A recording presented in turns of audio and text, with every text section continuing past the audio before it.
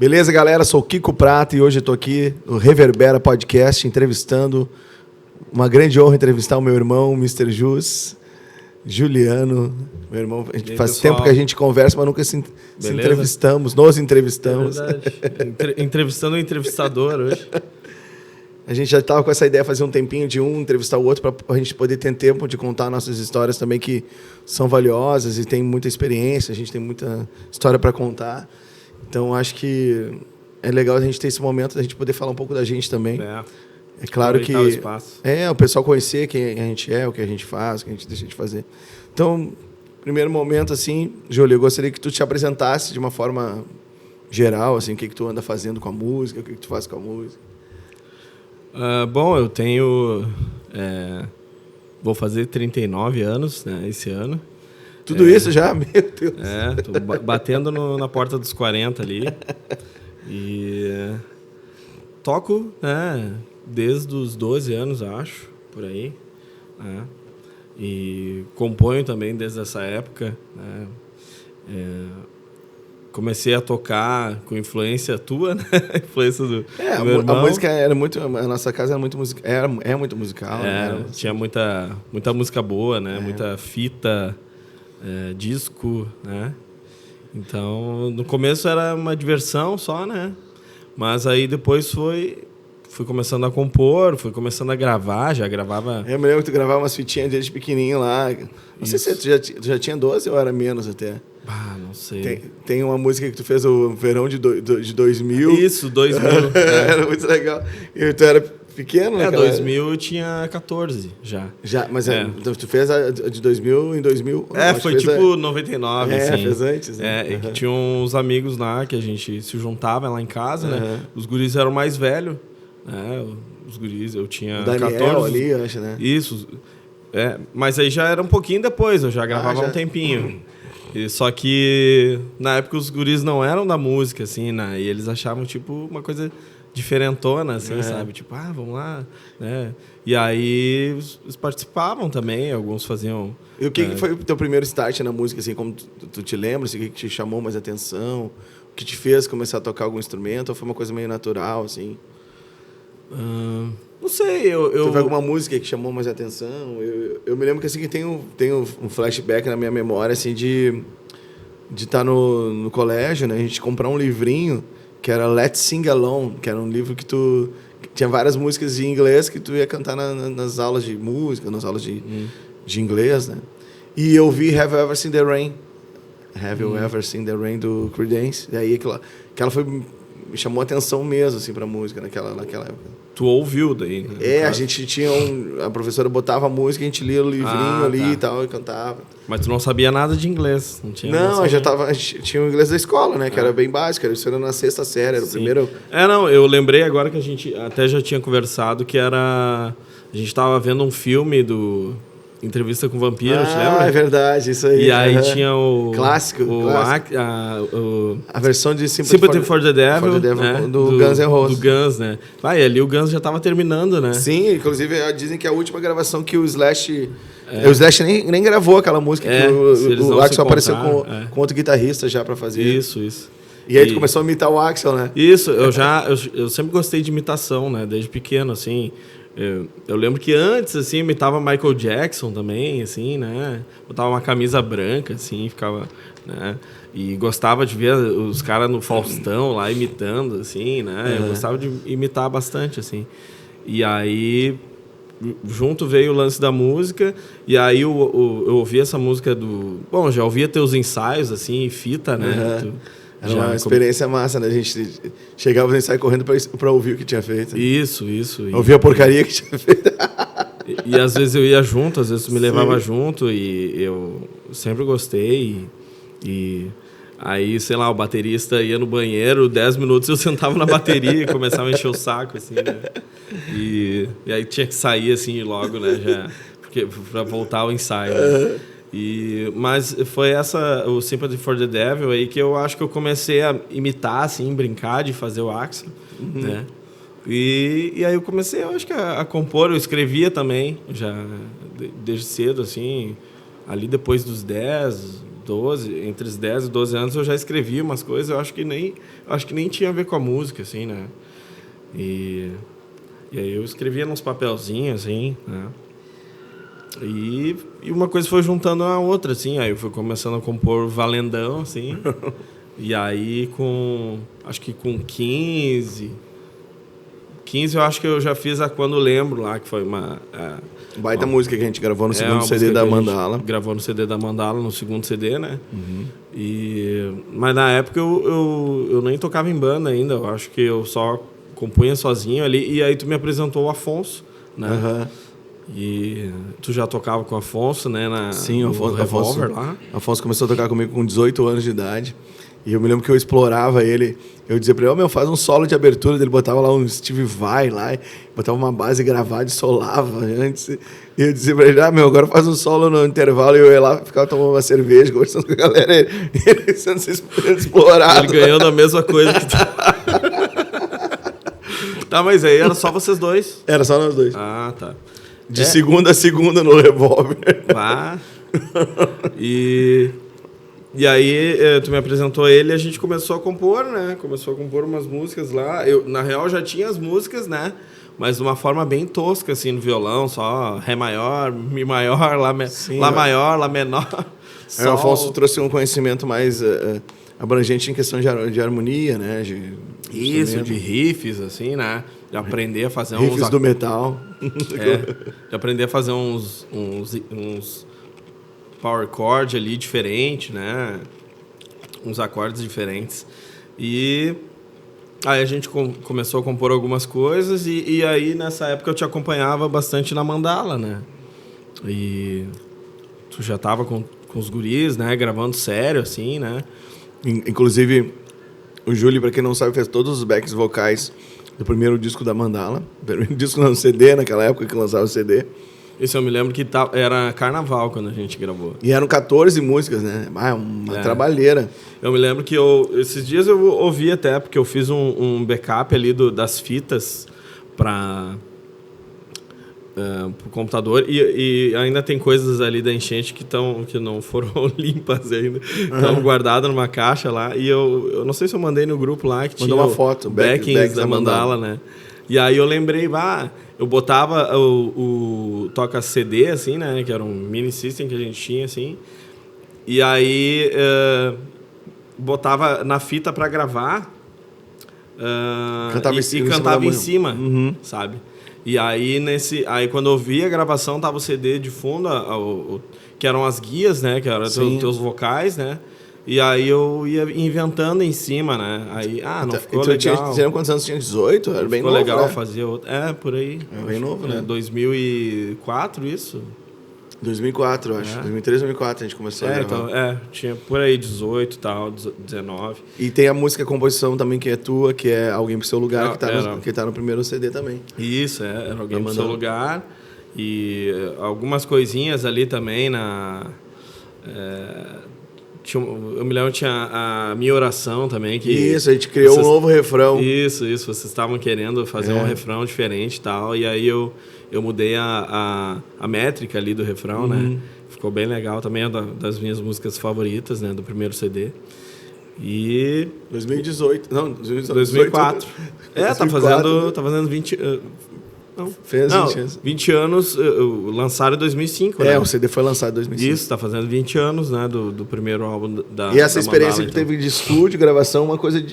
muita gente não tem essa experiência. Quer dizer, hoje é mais fácil, né? Mas naquela época, gurizada dessa idade, não tinha essas experiências de estúdio, gravação, de música, pelo menos pelo que eu vi. Hoje, assim, se tem é alguma coisa do rap, do funk, do trap, né? Porque a galera assim de rock, assim, eu acho que faz muito em casa, né? Muito no notebook ali, né? Hoje em dia tem acesso a microfone, né? Tudo mais acessível, né? E tu fazer uma acústica também, né? Em casa. Com o Afonso, voltando para quem tu fez uma banda para gravar tuas músicas. Isso. Eu fiz um CD com 6 músicas, a gente gravou no estúdio lá no centro de Canoas, era ao vivo, assim, a gente gravou, né? Ensaiava e aí gravou um dia ao vivo lá. E era o Afonso, era o Ismael, que era baterista da Mandala, né? E era o Juliano Ângelo, que era o baixista da Mandala na época também, né? Grandes músicos, grandes... Sim, demais. Já ali eu já tinha uma baita banda, assim, pra tocar comigo, né? E eu me lembro, assim, que a sensação de ver as músicas, assim, com banda foi... inesquecível, assim, sabe? Tu vê coisas, assim, que estão na tua cabeça, na tua voz e violão, só na tua imaginação, assim, e aquilo ser materializado, digamos assim, com a banda, sabe? Eu me lembro muito bem dessa sensação, assim, sabe? Uma coisa bem diferente, assim, e é também uma... É como se fosse um sonho se tornando realidade. Uma né? satisfação muito grande, assim.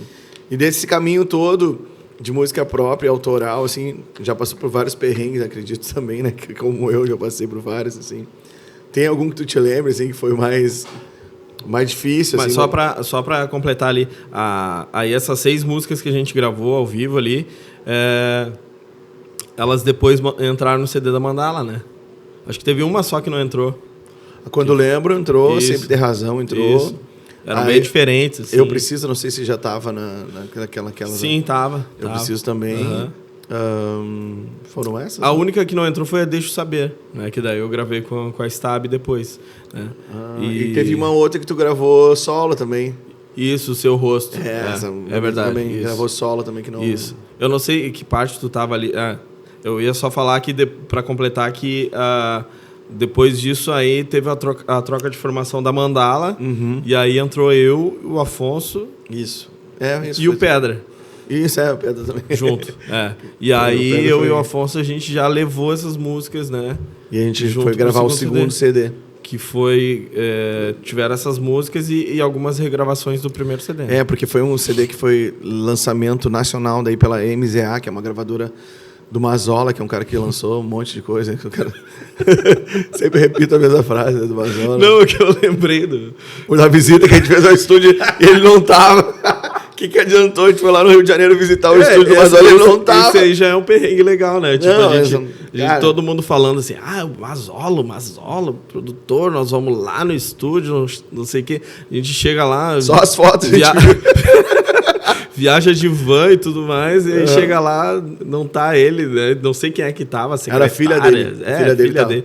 E aí a gente só entra e olha o estúdio, as fotos, assim, que legal. Ele com Elis Regina, ele com o Raul Seixas, ele com o Paulo Ricardo, e não... Só não com a Mandala. Nós não teve, ele foi embora. Tem uma foto de uma galera lá, mas ele não tava, né? Não... Enfim, isso é uma coisa engraçada. Não, né? Tipo... essas coisas que a gente passa, né? Tipo assim, a gente... Tinha uma assessoria de imprensa lá, que ia coordenar a nossa... Vai ficar uma semana no Rio de Janeiro. Tinha TV para fazer e tal. Só que a gente chegou na segunda e na terça já era o show. E aí, o resto da semana, a gente fazia a divulgação. Mas o show era na terça. Isso é uma coisa engraçada também, né? Que a gente chegou e já fez o show e ficou a semana toda sem ter o que divulgar, né? Não, daí a gente fizemos a TV Brasil, pro Brasil inteiro. Foi bem legal o programa que a gente fez lá e tal. Sim. Mas... E na rádio também? Sim, a Rádio Cidade, que é uma rádio clássica lá do Rio de Janeiro. Fomos também em outra rádio, na Transamérica também. Foi bem divertido. Assim, foi divertido, foi uma semana engraçada, divertida. Tava a banda Drive lá também, eles estavam morando lá, né? Os grandes amigos da Drive. Inclusive o Peck a gente tem que convidar para vir aqui um dia, né? Boa lembrança. Queremos você aqui, que nem o Danilo. Então, voltando nessa parte da composição, foi sempre uma coisa que permeou a tua história com música, mas também faz cover, né? Também trabalha com cover, faz violão em voz e tal. Os covers, não sei quando é que eu comecei a fazer cover. As ganha. Valendão, assim. Acho que teve um momento em Canoas que as coisas começaram a bombar mais, que como a gente é de Canoas, né? Começou os bares a precisar bastante de músicas, aí a gente começou a tocar, tipo ali quando abriu o Canoa, quando abriu o Brechó, quando abriu o London. Isso já faz uns 8 anos, 9 anos atrás. Não tinha em Canoas antes. Tinha essa demanda tão grande. Tinha umas coisas meio toscas antes, assim, só. Tinha umas coisas meio toscas e os músicos iam lá e tocavam por pizza. Isso, o espetão, não sei o que, né? Era o único... É bom não dizer os nomes. Mas já fechou faz muito tempo isso aí. Tinha música que tocava por pizza, aí eu cheguei lá tocando pro Heineken, subiu o nível. Por X. Não, daí começou essa febre, né, de abrir pubs em Canoas, né? E o Canoa, o Brechó foi um dos primeiros ali, a gente, né, fazia dupla e tal. E isso abriu os caminhos para fazer voz e violão, né? Para aprender a lidar ali, né? Uma coisa totalmente diferente, porque eu estava acostumado com o lance da mandala, que banda, né? A gente tocava... Frenesi. A gente chegou a tocar em lugares grandes, assim, né? Tocamos até com a Fresno, né? Acho Fresno? que tocamos com a Fresno. É isso, Fresno lá em Santo Ângelo, né? Fresno a gente tocou 2 vezes. Abrimos o show deles na Sociedade Ginástica de Novo Hamburgo. Isso. Não, mas esse aí não foi o NX0? Então foi em São Leopoldo. Ah, tá. Foi o primeiro show do Pedra na bateria. O primeiro não foi o do Graspa lá? Da Graspa? Acho que foi acho que foi o da Graspa, é verdade. Que o Pedra ali já mostrou o quanto ele era louco, né? No bom sentido, nosso amigo Will Pedra. Não, ele no baita frio que tava, sei lá, tava uns menos 2 graus naquela época. Tava muito frio. E a gente também no camarim, assim, sei lá, também era um quadradinho, assim, e muito frio também, não tinha ar, não tinha nada, né? Isso é verdade, você foi o primeiro show da primeira formação. Isso. Uhum. Daí o Pedra tomou uns negócios lá que achava que não ia dar nada e ficou loucão, assim. aí tava sem camisa já, no baita frio, o cara sem camisa e imitando o Duda Calvo. Sem falar as frases dele, né? Mas cara... esse show, a gente fez um show com a Fresno, acho que Sociedade Ginástica de Novo Hamburgo, não, de São Leopoldo. Mas acho que não tem ginástica em São Leopoldo. Mas enfim, a gente fez um com a Fresno, porque era menor, foi um menor, até que a gente se encontrou com o Lucas, eles estavam saindo do restaurante, e o Lucas, estão mirrando a comida aqui, não sei o que. Ah, lembrei. Não foi esse aí que depois fizeram uma reportagem, não? Não, esse aí eu não tava na banda. Esse eu não tava na banda. Não me lembro. Esse eu não tava na banda, tô viajando. Aquele que a gente foi lá longe de van pra assistir vocês, que daí depois saiu a história da comida lá, do pedido, não sei o quê, isso aí foi do Planeta Atlântida. Isso. Mas aí, enfim, daí a gente fez, eu me lembro de a gente fazer esse show juntos, um dos primeiros shows, assim, tinha bastante público, então a questão da mandala é, tipo, a gente fazia shows, eventos grandes. Lembrei. Agora eu lembrei do show que a gente tocou até a música da Tropa de Elite. Isso aí, boa, isso aí. Isso aí mesmo. Lembrei, bem massa. Não, é isso, voltando, né, viajei, a gente tocava em eventos grandes, né, tipo, tocamos aquele no Festa Nacional do Moranguinho lá, né, a gente tocou num palco e a NX0 tocou do outro. Sim, né? Palcos reconhecidos. Isso, e aí a gente tinha road, né? Uma equipe, todo isso, os caras montavam lá o baixo, né? Deixavam tudo prontinho, afinavam. Tinha tudo, só não tinha cachê. Isso, exatamente. Uma coisa de a gente tinha estrutura, era uma banda de estrutura. Uma piada interna que um músico disse uma vez que a nossa banda cover de grunge não tinha estrutura, o Pearl Jam. Mas enfim, a gente já teve estrutura. Viu? Às vezes só não tem reconhecimento e estrutura ao mesmo tempo, né?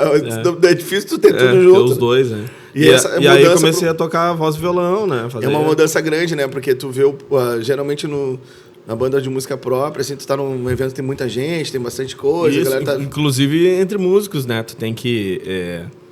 É uma equipe, né? Então tu tem que lidar com as pessoas ali que estão na banda e tal. E o lance do voz e violão é muito solitário, né? É um momento assim que tu fica 3 horas pensando o que tu vai fazer amanhã, o que tu tem que fazer quando chegar em casa, o que tá acontecendo ali. Tu te programa ali pra chegar no horário, daí tu monta as tuas coisas, né? Faz o show e tal. É uma coisa bem mais solitária, assim, né? E tu monta as tuas coisas, vai embora, conversa com o pessoal ali, né? Mas é muito legal também, porque a gente pega muita cancha, né? Aprende a improvisar muita coisa, assim, né? Já toquei músicas que eu jamais imaginei que eu fosse tocar. Não pelo tipo de música, não pelo estilo de música, mas sim pelos acordes, que não vou conseguir tocar essas músicas muito difíceis. Mas não só as músicas, eu digo situações. Sim. Uma das coisas que tu falou dos perrengues, eu falo, uma das coisas assim que eu já aconteceu várias vezes e eu odeio muito, assim, que é, tipo, tu tá tocando, assim, né? Ali e... Já umas 3 ou 4 vezes aconteceu isso comigo. A pessoa tá num evento ali, alguma coisa assim, ela passa e bate com a bunda no pedestal e o pedestal dá no dente, assim, do cara, sabe? E aí tu fica assim... Tipo, porra, tu tá tocando, tu tá prestando atenção, concentrado ali pra cantar e tocar, né? Aí chega a pessoa e BUM! E tem pessoas que chegam, não pedem nem desculpa. Sai andando assim. Tipo, pô, falta de noção das pessoas, assim, sabe? Na noite, assim. Né? Tem de tudo, assim. Inclusive, pessoas que eu acho que tu tem que saber todas as músicas do mundo, que eles querem que tu toque de tudo. É que nem na. Como é que tu não toca, não sei o que. Não sei tocar. Esses dias a gente tava tocando grunge lá, tributo ao Pearl Jam, não sei o que, e só grunge, né? Acho que um papelzinho assim, CPM 22. Aí eu tive que dar uma riada, né? O CPM, uma banda grunge de Seattle. Formada em Seattle. Rola muito disso, né? Tu tá com uma banda tributo lá, tá escrito bem grande. Tributo a Foo Fighters, sei lá. A pessoa pede um AC/DC. Toca Raul. Mas enfim, tu vai aprendendo a ser mais resiliente, né? No começo, assim, tu fica puto, né? E eu vou te dizer que eu gosto de lugares, claro, tudo depende do jeito, né? Mas eu gosto de lugares que eu toco violão e voz e que a plateia tá lá, não tá influenciando em nada ali. Sim, tá na deles comendo, conversando lá, estão gostando, mas não precisa estar batendo palma. Uma música ambiente, é tipo uma música ambiente ao vivo, né? Eu gosto muito, porque eu fiz muito show com banda, cover, que as pessoas toca não sei o que, não sei o que. É chato, deixa eu tocar as músicas. É chato também, né? Porque daí tu tem que estar o tempo todo se abaixando. Que saco. Fica lá, porque se tu não responde, a pessoa ele vai achar que tu é arrogante já, vai achar que tu é estrela, né? E aí vem uns bêbados, né? Encher o saco ali, né? Tipo... Uma vez... Tu nem escuta o que o cara falou, né? Só ri a cena, né? Tu aprende a lidar com os bêbados, né? Isso. Além de si próprio. Aprende a lidar com os bêbados. Aprende a lidar com os bêbados bêbado. Estando bêbado. Não, mas é muito legal. Eu acho que... Isso é raro. O profissionalismo da música é muito tênue, com a coisa meio... É uma linha tênue entre profissionalismo e o amadorismo, né? Ou para as pessoas não valorizarem aquilo como uma profissão, né? Sim. Os caras estão achando que tu tá ali fazendo uma música e que tu vai ficar eternamente tocando. Mas eu cheguei agora, já vai acabar. Chega mais cedo, então... Mas não só do público, né? Dos músicos também. Que a arte sempre foi assim, né? Sempre foi uma coisa difícil, assim, de ser valorizada, né? E... No Brasil ainda mais. E tem umas coisas, assim, que eu tenho visto, assim, na real, já há algum tempo, assim, o pessoal fala e tal, e eu concordo, que é a questão dos músicos que não trabalham só com música, né? Eles, tipo, sei lá, o jogador que joga só o final de semana, sabe? E que eu não estou dizendo todos, tá? Mas a maioria deles, eles se... Não é se vendem, assim, né? Mas eles acabam aceitando qualquer coisa, né? E também acabam não levando tão a sério quanto as pessoas que trabalham só com música, né? Sim. Tipo... Isso abala o valor do músico no mercado. Isso, exatamente. Porque o próprio músico não se valoriza como classe e aí a pessoa vai... mas o fulano de tal cobra tanto. Isso, e o cara tá tocando pelo prazer de tocar. Eu adoro tocar. E para aquele contratante ali, o cara que cobra, sei lá, X e o cara que cobra 2X, a diferença de qualidade pro contratante é quase nada. Ele não percebe a diferença, não percebe... Sim, e esses caras, eles se acham no direito também de não chegar no horário do ensaio, sabe? Ou não chegar na passagem de som, sabe? E geralmente é a galera que trabalha com outras coisas, assim, que deixam a desejar na parte, assim, de compromisso com a música, sabe? Isso é uma coisa difícil de... Para quem trabalha só com música, é uma coisa, né, difícil de lidar também. Mas também acho que tem um pouco a ver com a nossa personalidade, né? De compromisso, de horário. Porque eu tava pensando assim, de uma forma geral, A maioria dos músicos geralmente sim. são meio assim. Não tem sim. muito. Não que não tenham compromisso, não é isso. Mas tem aquela coisa do horário é mais ou menos incerto. Muito flexível, né? Eu fico de cara, se o cara atrasou 10 minutos, não me avisou, já fico, pô, cara. Aí vai lá passar o som lá, o cara não tá, sabe essas coisas. Eu acho que tem a ver um pouco com. Talvez a gente esteja trabalhando no ramo errado. Sim, a gente leva a música muito a sério, né? Sério até demais. Talvez a gente esteja tocando o instrumento errado, como diz a música lá. Não, eu não sei. O que eu tava falando antes ali? Tava falando dessa questão do profissionalismo dos músicos que trabalham com música. Não, antes ali tu falou um negócio. Do violão e voz, do respeito.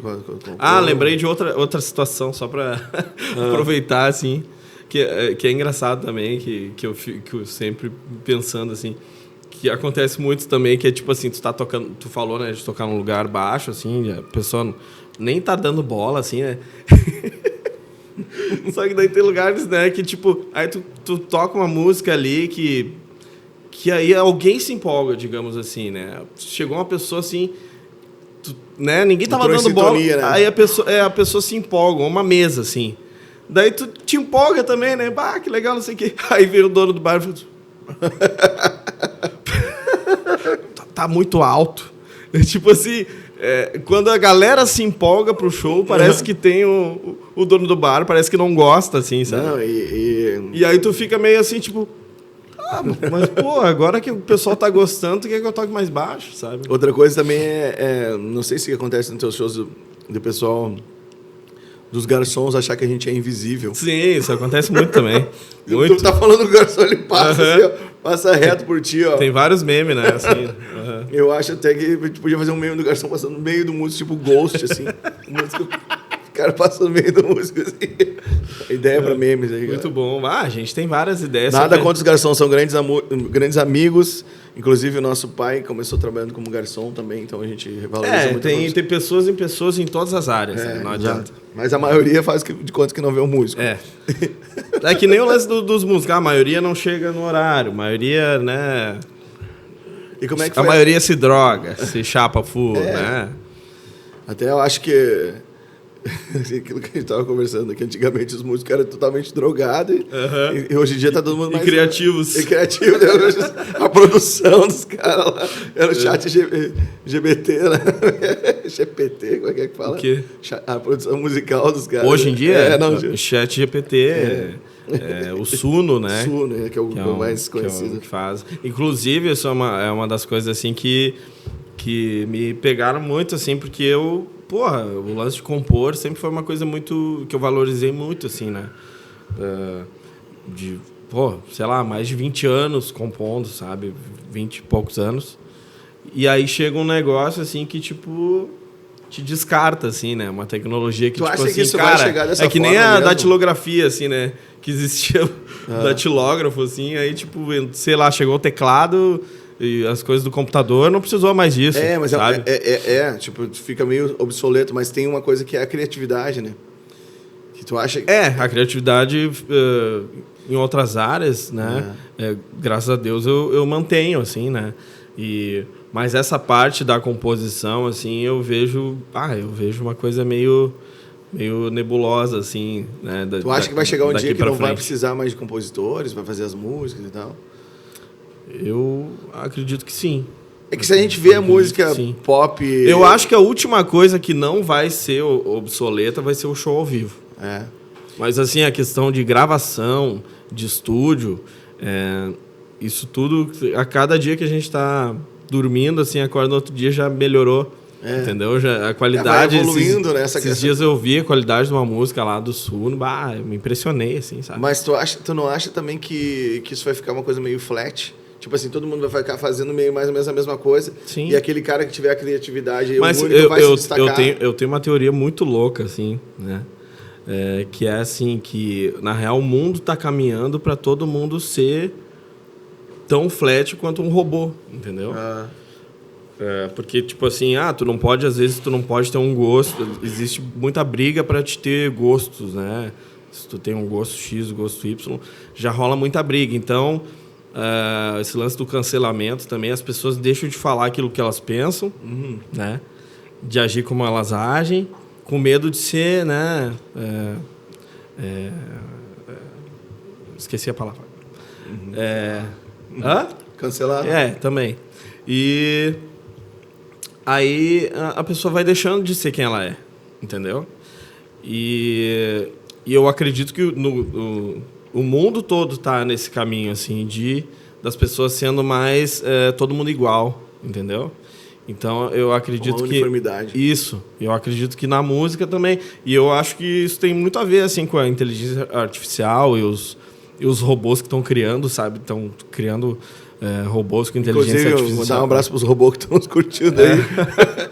A gente adora vocês. Vocês são o futuro da humanidade. Tem que fazer uma amizade com eles, essa. Não, e muitos filmes já retratavam isso pra 30, gente, 40 anos atrás, os caras já estavam mostrando, né? Tem uns que falam que, tipo assim, a gente viu aqui que do jeito que vocês estão não vai dar certo e tal, então a gente vai eliminar vocês, né? melhor pro planeta, sabe? Então, e eu acredito que na música tá nesse sentido, assim, sabe? De, tipo... Mas tu acha que vai ser chegar tudo um dia... flat, assim, sabe? Tá, beleza. Mas tu acha que vai chegar um dia que não vai precisar tua composição, tu gravar a música? Eu acho. Né? Mas o show ao vivo tu acha que ainda vai continuar? Isso, show ao vivo eu acho que vai demorar ainda pra fazerem um robô que toca um instrumento. Isso aí eu acho que é um pouco... O robô que toca Raul. O primeiro robô músico brasileiro vai ser Toca Raul, o nome dele. Muito bom, né? É que pra, tipo, tocar uma guitarra, um baixo não tanto, assim, né? Mas violão, assim, guitarra e improvisar, por exemplo, é uma coisa mais minuciosa ali, que eu acho que é mais difícil de uma inteligência fazer. Agora, pelo menos, né? Porque os caras estão criando até robô com pele, assim, que parece pele humana, assim, sabe? Então... Pois é uma questão que os músicos que trabalham com essa questão da criatividade e da questão da composição, porque a tua obra, a tua música é uma propriedade tua. Sim. E isso tem valor. Não, e os caras estão falando também que o lance do Suno lá, tipo, ninguém é dono daquela... Pois é. Daquelas músicas. Pra quem Na que real, dinheiro? só o Suno... o Suno pode usar para ganhar AdSense em cima do que tu compôs lá. E aí tu que fez com ele... Tu vai botar a música no Spotify, digamos assim, a música bomba, quem vai ganhar vai ser o Suno, não vai ser tu. Isso. Mas tu que deu as ideias, Então é uma coisa uma questão bem polêmica e também uma questão que financeiramente não é positiva para o músico, novamente, né? Sim. Eu tenho uma visão bem pessimista, assim, do que vai ser, né? E na questão da música própria, então... Quando é que tu teve a banda Stab? Em Canoas tinha um movimento muito forte ali, acho que era 2006, 2008, eu não sei exatamente que ano que era aquilo. Mas tinha um movimento muito forte de várias bandas. 2009, 2010, por aí. Que o Leandro e o Rogério faziam os eventos da Wave. Isso. A gente até quer trazer o Leandro aí, né? O Rogério a gente não quer trazer. Quem é o Rogério? O Rogério fazia o som, né? O Rogério é RG. Era o Rogério? Era o Rogério que era o som. Não me lembrava. Todo o som era do Rogério. E aí Por isso é uma bosta. Por isso que o som era ruim. Brincando. Aí o Leandro era o produtor da... Como é? LGP. FDP Produções. Não, é LGP Produções, né? Essa parte aí é só cortar, não tem problema. Era a cena emo, né? Que a gente até tava falando que foi a última cena... foi a única de rock, né? do mundo, eu acho. Exato. O resto, sim, depois foi tudo manutenção daquilo que já tinha bombado, né? Até hoje, assim, eu acho. Né? Claro que tiveram até artistas que conseguiram ali despontar e tal, mas eu acho que mais artista solo, assim, tipo... Se for parar pra pensar, Maneskin e tal, tipo, a banda durou 2 anos, já se desfez, ninguém se lembra mais. Sabe? Foi um produto, era legal. Eu conheço uma música só, algumas 2. coisas eram legais deles ali, mas era legal, mas tipo... não, sei lá, não vingou, né? Então eu acho que as coisas hoje em dia são muito assim, né? Tipo, aquela lá que era igual o Led Zeppelin também, né? O primeiro álbum deles é tribom, mas aí o segundo já achei horrível, assim. Greta. Isso, Greta. E tu vê, né? Os caras que estavam imitando aquilo que já era dos anos 70, né? Mas também eu acho que o rock já não está muito mais em alta mesmo, né? Dentro da questão musical, das paradas e tudo mais. Mas viajamos de novo. Onde é que nós estávamos ali no... Daquela cena dos anos 2009 ali. Aí... Como é que surgiu a ideia de desmontar a Stab? Aí eu tava na Mandala ali, fiquei uns 2 anos e meio na Mandala, né? E aí eu tava ensaiando com a Stab e... na Mandala, assim, eu tocava baixo, né? E achava que... Eu gostava de tocar guitarra, né? Então eu sentia bastante vontade de tocar guitarra e cantar, né? Então, porque foi antes da Mandala, era isso que eu fazia, né? Na uma banda... questão de ter a tua identidade, no meu lugar ali, tipo assim, sabe? O baixo eu não tocava, o baixo caiu no meu colo, né? Tipo assim. E eu me lembro que eu comecei a ver os vídeos dos baixistas, assim, aí eu já fui naquele Victor Rudin lá, o cara é um dos maiores baixistas do mundo, assim. Meu Deus, eu nunca vou fazer isso na minha vida, né?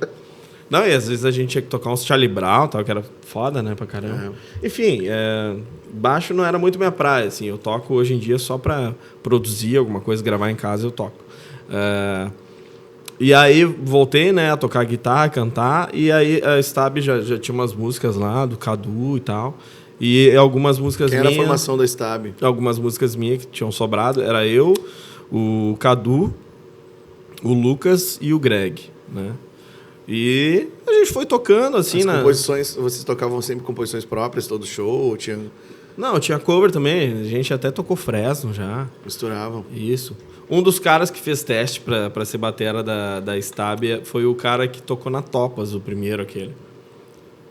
E vocês não aprovaram, cara? Não me lembro, eu acho que ele teve uma filha, alguma coisa... Alguma coisa com casamento, não me lembro agora, e não abraçou, assim. Não abraçou. E aí vocês tocavam no show de tudo? Isso, que a gente era tudo mais ou menos a mesma idade, assim, né? Então a gente rolava uma, digamos assim, uma química legal entre vocês, assim, né? Isso. E aí tinha esse lance mais emo, assim, né? Que era o que os bombava, festivais, né? De vender ingresso, né?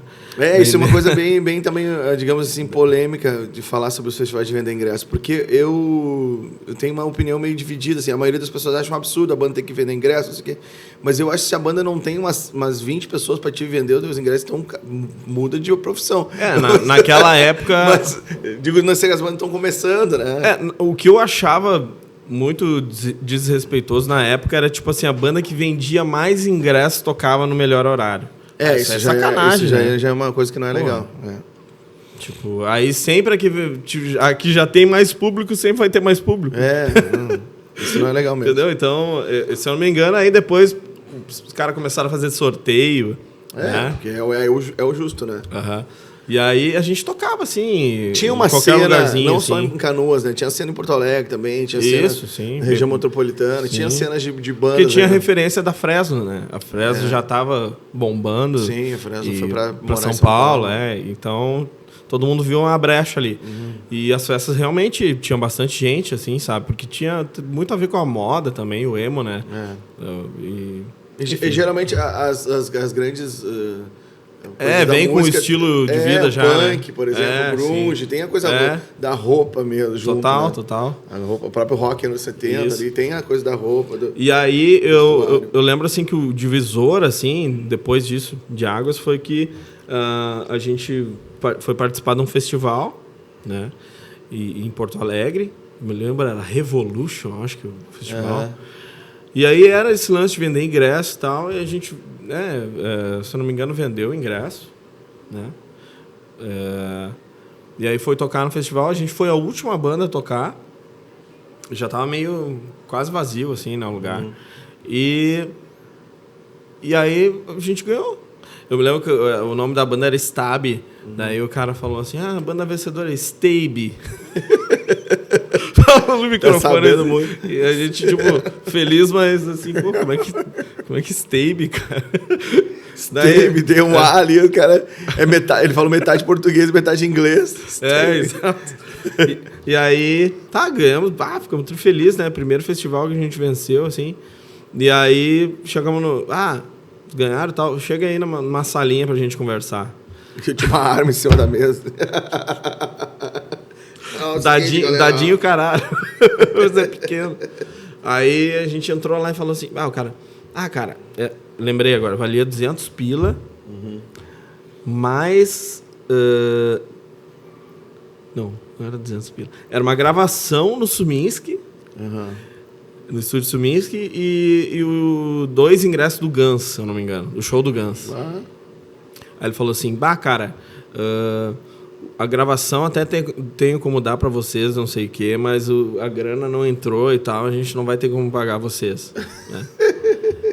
Eu acho que ia dar uns 200, 300 pila, assim, de dinheiro mesmo, que era pros ingressos, uma coisa assim. Sim, na época, valia a grana. Tá louco. E o combinado é o combinado não sai caro, né? Aquela velha história. Mas naquela época era tudo, né? Hoje tudo em dia roots. Hoje em dia também. Mas a gente, eu acho que confiava mais nos produtores de evento, né? Um cara de 15 anos era produtor de eventos. A gente era ingênuo. E como é que foi a história, então, da gravação? Daí, beleza, vamos pegar a gravação. Aí eu fui falar com o Suminski, né? E aí o Suminski falou, na real não é uma música inteira, é 6 horas no estúdio. O cara já... Aí também tinha já engambelado também, né? E aí, beleza, vamos fazer as 6 horas. Eu disse que era uma música inteira, mas por isso ele pagou 6 horas. E aí o resto a gente paga por fora mesmo, paga a nossa grana ali e tal. Beleza. Aí a gente foi lá, conheceu o estúdio, né? Todo mundo... A gente já falou várias vezes do Suminski aqui, né? E a gente começou... grande gênio da música. Isso, e a gente começou a gravar os singles ali, os meus... que tinham na época, os do Cadu e tal, e a gente foi aprendendo a gravar numa forma mais... Na real, eu não tinha gravado, assim, estúdio, instrumento, né? Eu tinha gravado só os backings lá, né? E o baixo na Tech Audio lá, isso. Mas guitarra, acho que foi a primeira vez que eu gravei, assim, Enfim, foi uma experiência bem legal, assim, a gente começou a ir no estúdio, fez amizade, assim, sabe, com a galera, e era sempre bem recebido. E o Suminski mudou, eu não queria mais fazer pacote com vocês, porque vocês não queriam... Isso, essa história... Demoraram a fazer mudanças toda hora. Essa história tem até filmada, gravado isso aí, o Suminski falando que parou de fazer pacote por causa da nossa banda. Tipo assim, vamos fazer um pacote pra gravar uma música, galera, horas livres. Daí os caras iam lá toda hora, mudavam uma coisa, gravavam uma guitarra, gravavam... Não, para. Eu me lembro que Deixa Saber, a gente não gostou, não sei quem é que não gostou, não me lembro, e regravou toda a música de novo. Meu Deus. E aí passou de 40 horas, uma coisa assim. Coitado do Suminski, que Deus não tenha, mas coitado. Não, a gente era muito, possessivo, assim, né? Muito de perfeição, obsessivo. Assim, tal. Obsessivo isso. E depois a gente vai aprendendo que, tipo, não existe isso. Não vai fazer diferença nenhuma. Não existe isso. E como é que ficou? Antes eu fazia 10 vezes, eu gravava 10 vezes um negócio, hoje em dia eu gravo 3. E olha lá. E tipo, não, tá bom. Ou se não tá bom, vai ficar bom. Vou editar até ficar bom. E aí vocês gravaram esse EP. Era um EP que vocês gravaram, né? Isso. E isso, como é que foi esse caminho daí até chegar no Rick Bonadil? Pra ele conhecer vocês e chamar vocês pra lá? A gente tinha umas 3 músicas ou 4, e aí a gente tinha a produtora ali, a Music College, na época, que ajudou, fez clipe da gente. O Cadu trabalhou lá, né? Então a gente conseguiu um videoclipe assim, meio de barbada, assim, sabe, com a galera. E a ideia era fazer uma riada do Rick Bonadil, que eu já conhecia ele, de vídeo, assim, né? A gente já sabia que ele era jurado e tal. E aí a gente fez um personagem que era o Nick Bonadilha. Que era um trocadilho com o nome dele ali. Isso, com o Hector Bonilha, tipo assim, sabe? E aí no videoclipe... Isso, e o videoclipe tinha essa pegada de comédia, assim, que sempre foi nossa cara. A gente era muito influenciado pelo Foo Fighters, né? O Foo Fighters sempre fazia uns clipes, assim, de zoeira. E aí a gente fez e tal, e passou um tempo, a gente começou a o Cadu lá, que era o mais nerd da banda, ficou mandando vários tweets, assim. Tinha uma época que ele ouvia as músicas, Isso, né? O Rick, isso. ouve aí, Rick Bonadil, uma coisa assim, né? E aí, pelo Twitter, ele ficava mandando... Isso, a gente encheu lá, incomodou, mandou um monte de spam lá. E aí, um belo dia, ele respondeu, né? Aham. E aí eu... Isso que ano era? 2008, 2009? 2010. 2010. E aí a gente, que absurdo, não sei o que e tal. E aí eu me lembro que ele pediu o contato da banda, um celular lá, e eu dei um telefone, né? Aí ele ligou, assim, eu acho que foi no mesmo dia isso, de noite, né? E aí eu atendi, assim, e era o cara mesmo, né? Eu acho que era. Não, era. Ele falou assim, eu acho que vocês têm que vir morar aqui para São Paulo, muito legal a música de vocês e tal. Daí a gente, claro, vamos conversar e tal, né? Pô, prazer estar conversando e tal. Eu sempre fui muito fã dos Mamonas, né? E ele também, naquela época, ele era um grande produtor musical brasileiro e quando ele tinha interesse, ele ligava para as bandas mesmo e ele era referência naquela época, né? Tinha o Charlie Brown, tinha o CPM, tinha a Fresno, tinha o NX0. Então, era o cara que tinha todo mundo era o Midas mesmo, né? Naquela época ele tinha todo mundo Isso. na mão. E aí, o que aconteceu é que a gente foi lá, um tempo depois, se reunir, né? E conhecer ele pessoalmente e tal.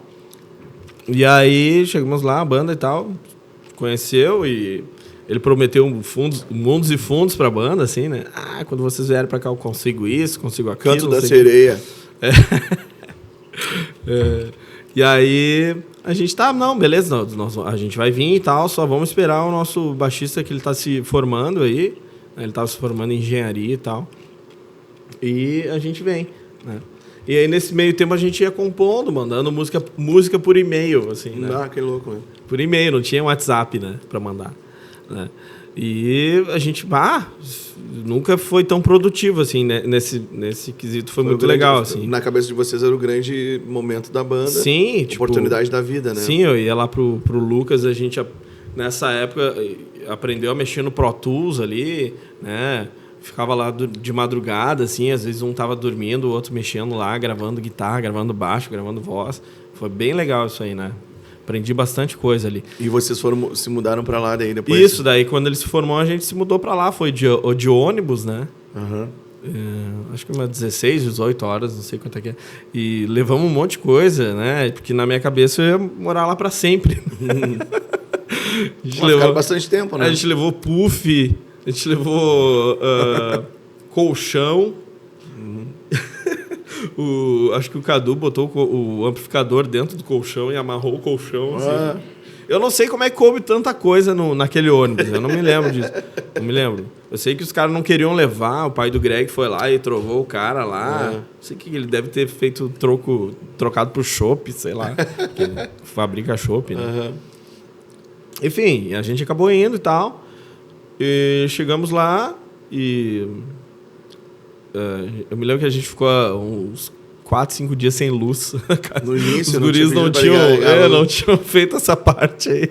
Um detalhe, né? E a gente morou em Jaçanã, né? Que era do Adoniran Barbosa, né? Barbosa, mora em Jaçanã. Isso.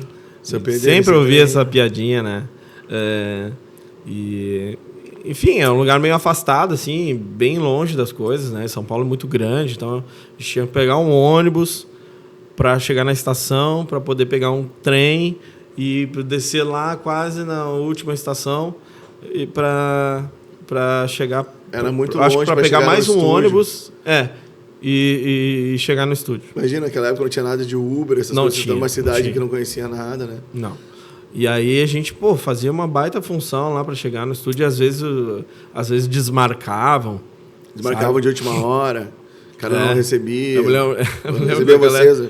Dos caras lá que trabalhavam lá, assim, poxa, que pena, não sei o quê. Não sei. Os caras faziam todo um teatro, assim, aí eu, tchau, valeu, eu saí com a BMW deles. Assim. Formados em teatro. E a gente, né, na parada de ônibus, assim, tipo, né?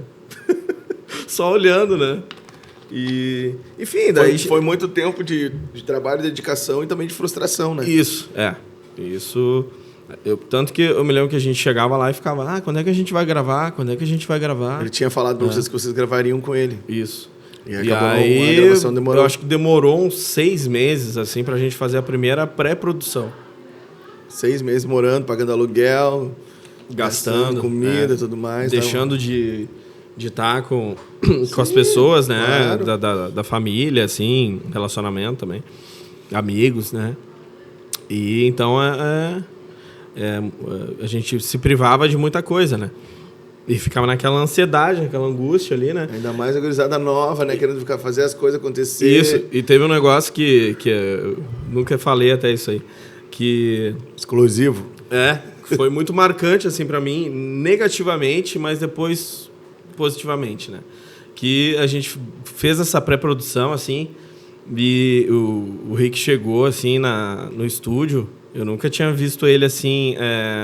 no estúdio, né? Eu tinha visto, assim, ele... sala de reunião. Isso, reunião, né?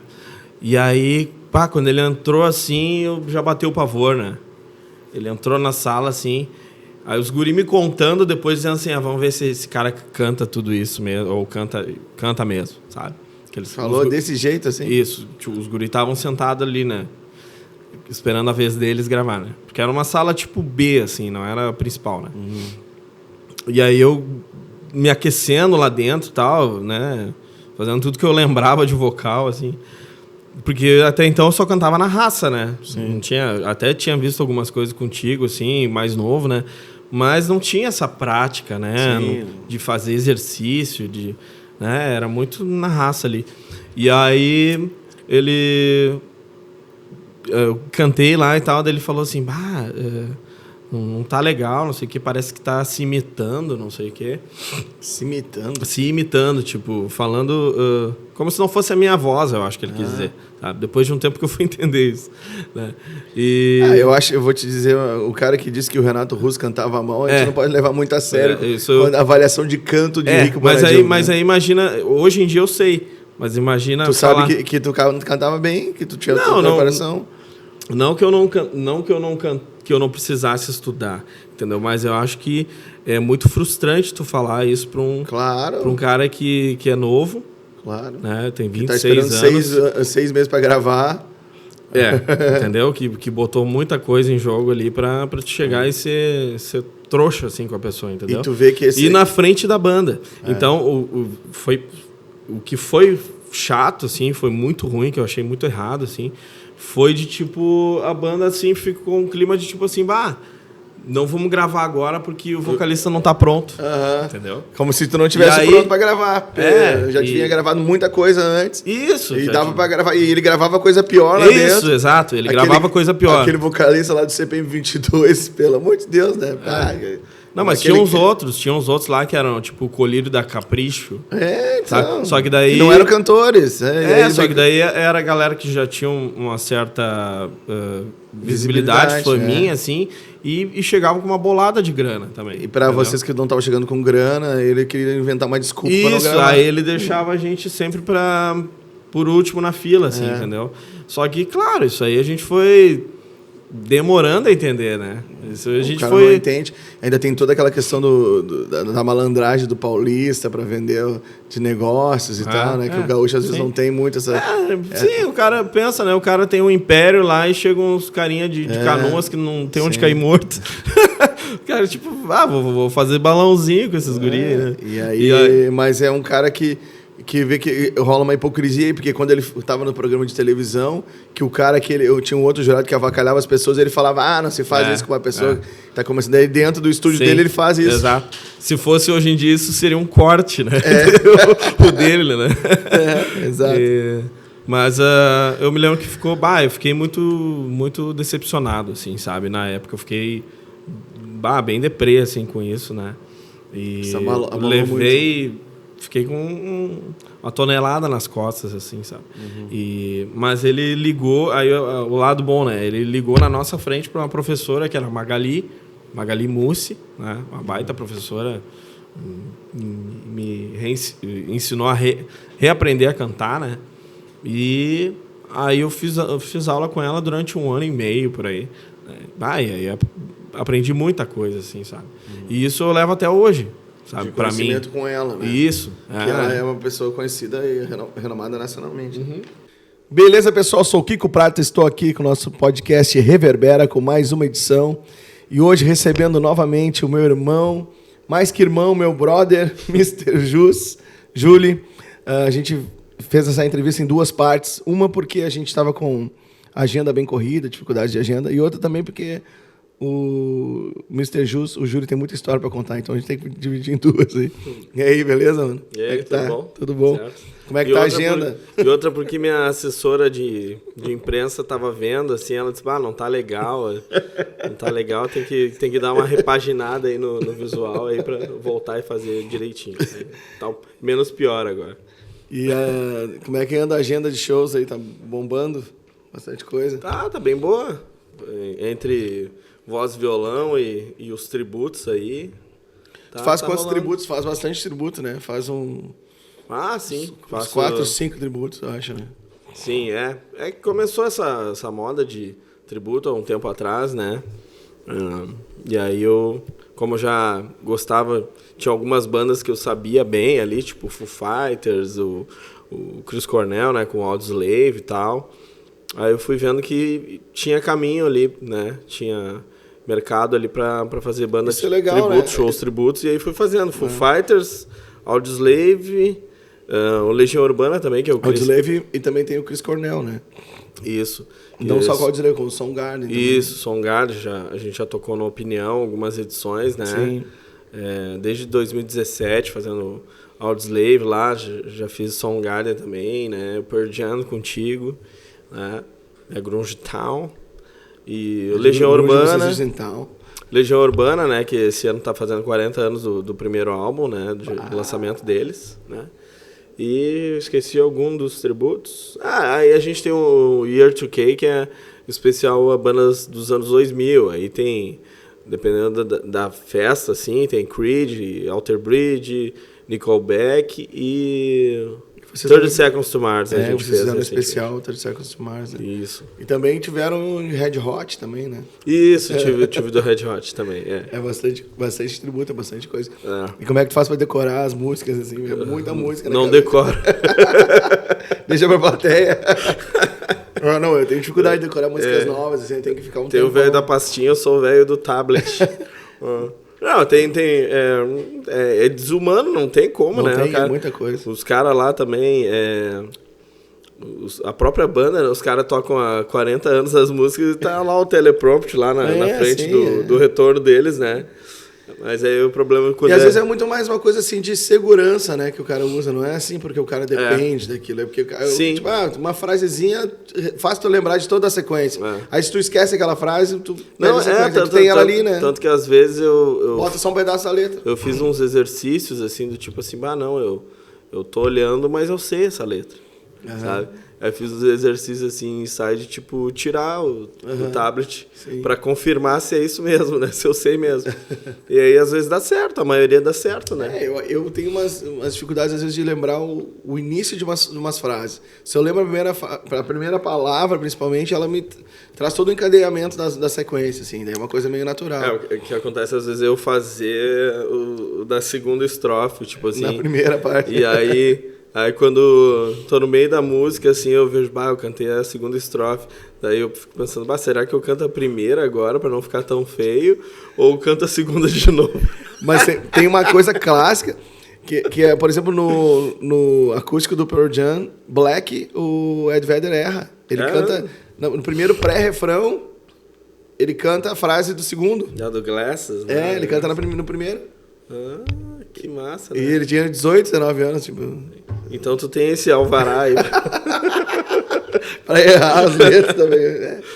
Mas realmente é uma coisa que, como a gente faz muito trabalho, muito tributo, e a letra é uma coisa mais difícil de decorar, tipo assim, não desmerecendo o trabalho dos músicos também, que é difícil, né? Mas... Sim, questão de tirar as músicas, mas se tu vê o encadeamento harmônico, tu segue ali. E às vezes a gente tá tocando guitarra ou violão, tem que estar fazendo os acordes ali, tem que lembrar da letra, tem que representar, né? Tipo, cantar, né? Tecnicamente também. Tem que atuar como entertainment. Tem que falar com a galera ali, boa noite, pessoal, não sei o quê, tem que agitar ali, tem que ir contando quantas pessoas entraram na casa. Contabilizando o couvert. Isso naquelas casas que pagam pelo couvert, né? Tem outras que não pagam o couvert todo. Então, tem que muito multitarefas ali, né? No e front, sem falar né? que o cara tem que ouvir, toca Raul. Mas quando me pedem toca Raul, eu toco Raul. Sim. Não, eu sempre toco já, mas... Naturalmente. Pedindo ou não pedindo, eu sempre toco, porque... Raul é muito massa, né, cara? Então, tipo, eu não vejo como pejorativo, assim, se a pessoa... Vê como pejorativo, azar dela, né? Tipo... É melhor que tu tá tocando uma coisa e o cara pedir uma coisa no outro ritmo, outro exatamente, estilo. porque Raul eu gosto, então se pede... Antigamente eu ficava mais de cara, assim, né? Mas hoje em dia, tipo, me acostumei, assim, sabe? Tipo... Porque faz parte, vai ter alguém que toca Raul, vai ter alguém que pede... Mas, enfim, vamos voltar a falar um pouco da banda Stab, né? Porque teve uma troca de nome quando vocês foram para São Paulo. Ela era Stab aqui, quando começou a fazer a divulgação e tal, né? Isso. Inclusive, assim, isso foi um dos maiores erros, assim, que eu vejo, né? Eu falo porque eu tive mais de 10 anos para rever tudo, né? Tipo, erros e acertos, né? Nesse período aí, né, que a gente ficou lá. Vocês foram para São Paulo trabalhar com o Rick Bonadil. Isso, nessa época. Isso. E depois que eu voltei, tive bastante tempo para analisar, né. Porque, eu só te interromper um pouco, mas pro cara lá, é mais, entre aspas, uma banda lá e tal. Para quem tá vivendo aquilo ali, é a oportunidade da vida, tu pensou tanto naquele nome, tu dedicou tanto para aquela história, tu sabe o que deu certo, o que não deu certo no nome também, né? Claro, mais o tempo todo que passou, tu consegue avaliar. E quando tu vai, na real, tu não sabe disso, tu fica sabendo quando chega lá, né? Que tem várias outras bandas lá, né? Tem outros interesses, né? E tem outros Tem banda interesses. que paga a mensalidade para ter tu lida com bandas que estavam pagando mensalidades para ter assessorias e tudo mais. E grana alta, né? Eu me lembro quando a gente chegou lá, a conversa foi bem diferente. A gente chegou assim, vai aí, não sei o quê. E aí na primeira reunião que a gente teve lá, já foi tipo assim, não é bem assim. Vocês vão ter que fazer por vocês, não sei o quê, papapá. Só que daí, né, o cara já movimentou uma vida toda por aqui, né? Ficou planejando meses uma viagem, né? Então, mas enfim. O lance do nome, esse foi uma das pedras no caminho, assim, logo que a gente chegou lá, porque a gente chegou e aí queria fazer as coisas, né? Queria tocar, queria gravar, digamos que a gente estava no auge, assim, da criatividade e da energia, né? Porque aqui no Sul a gente tocou no Pepsi On Stage, já estava sendo chamado para outros shows mais legais, assim, eventos mais legais. E fez uma festa de despedida, que até a Mandala tocou junto, né? Uhum. Então a gente estava, tipo, né, no pico ali de energia, né? E aí a gente chegou lá e queria continuar botando isso em prática, né? Só desenvolver ali. Só que daí o cara travou, assim, a gente, né? Porque ele inventou, assim, que... acho que o nome de vocês meio que lembra Restart. E aí acho que vocês vão ter que trocar de nome. Daí a gente ficou, mas trocar de nome, todo mundo ficou meio assim, porque gostava do nome, né? Era legal o nome Stab, né? Sim, e tem a ver com a questão da geração também, da internet, de computador, né? Isso. Tem a ver com isso também. Sim. Também tem o nome E tem o lado de ficar estável também. Né? Sim, exatamente. Tinha essas conotações aí. E a gente ficou meio relutante, né? Tipo, mas precisamos mudar mesmo, não sei o quê. Mas assim, o cara falou, né? Imagina, a gente tá lá, né? Um bando de gurizada, assim, tem a oportunidade de estar com o maior produtor de bandas do Brasil, né? A gente ia naquela época era o auge mesmo, né? A gente ia dizer amém, né? Tipo, a questão emo, né? Imagina se a gente errasse por, nós não vamos mudar, chegar já cheio da marra, assim, a gente poderia perder muita coisa, né? Então, a gente acabou aceitando. E a gente acaba acreditando nas pessoas, né? Pelo fato de eles estarem numa posição, tu acha que os caras vão fazer aquilo que eles devem fazer, mas eles não fazem. Pelo status, né? Tem uma música do Titãs que diz que ninguém sabe nada. Cada vez que passa mais o tempo, eu creio nessa letra do Titãs, ninguém sabe nada, os caras estão tudo achando que sabe alguma coisa. Que nem o lance, né? Tem um monte de batedor de carteira por aí, né? Sim, a gíria que a gente usa. Em todos os setores, não é os só batedores de carteira. na rua, O cara não sabe nada, mas tá lá. Dizendo que sabe e achando que sabe. E aquele ditado, né? Melhor do que ser é parecer ser, né? Tipo uma coisa assim, né? Então, os caras... Isso, na real, eu vi muito, assim, logo de ir para São Paulo, eu já tive esse deslumbre, assim, né? De muita coisa que eu não vi aqui, porque aqui a gente é mais chucro, digamos assim, né? E lá é muito disso, assim, do ego, tudo né? Megalomania, né? Sim. Tudo assim, né? Te apresentam a Disneylândia, né? Mas em relação ao nome, foi isso, né? Ficaram travando ali, tipo, e eu me lembro muito assim, a duração das coisas lá, sabe? Porque era muito tempo, assim, ocioso, né? Então, eu gravei muito a questão dos tempos, dos meses que levavam as coisas, né? A questão do nome, a gente levou 4 meses para resolver. Então, não tinha como tu lançar nada. Sim. Música, clipe. Quando tu tá, tipo... mas será que eras, Rick? Trocar o nome, né? É tão legal, não sei o quê. Não, acho que tem que mudar. Daí, a gente começa a mandar sugestões... E o cara não aceita sugestões. Sem falar nesse problema também de que era a comunicação, né? A demora da comunicação. Sim, não tinha WhatsApp, era e-mail, né? E o cara responde quando quer. Era uma resposta bem meia boca, assim, né? Enfim, e aí chegou lá, tive uma ideia até por causa do Metal contra as Nuvens, do Legião Urbana, que eu sempre gostei muito. E ele, beleza, bom esse nome, vamos botar. Então, beleza, aí a gente mandava, fazer um logo, não sei o quê. E isso era uma coisa também que foi decepcionante, assim, que era a questão, né, do quanto suporte eles vendem, né, do tipo assim, é uma baita gravadora, não sei o que e tal, e aí quando tu precisava de um logo, ou de uma foto, ou de alguma coisa assim, gráfica, assim...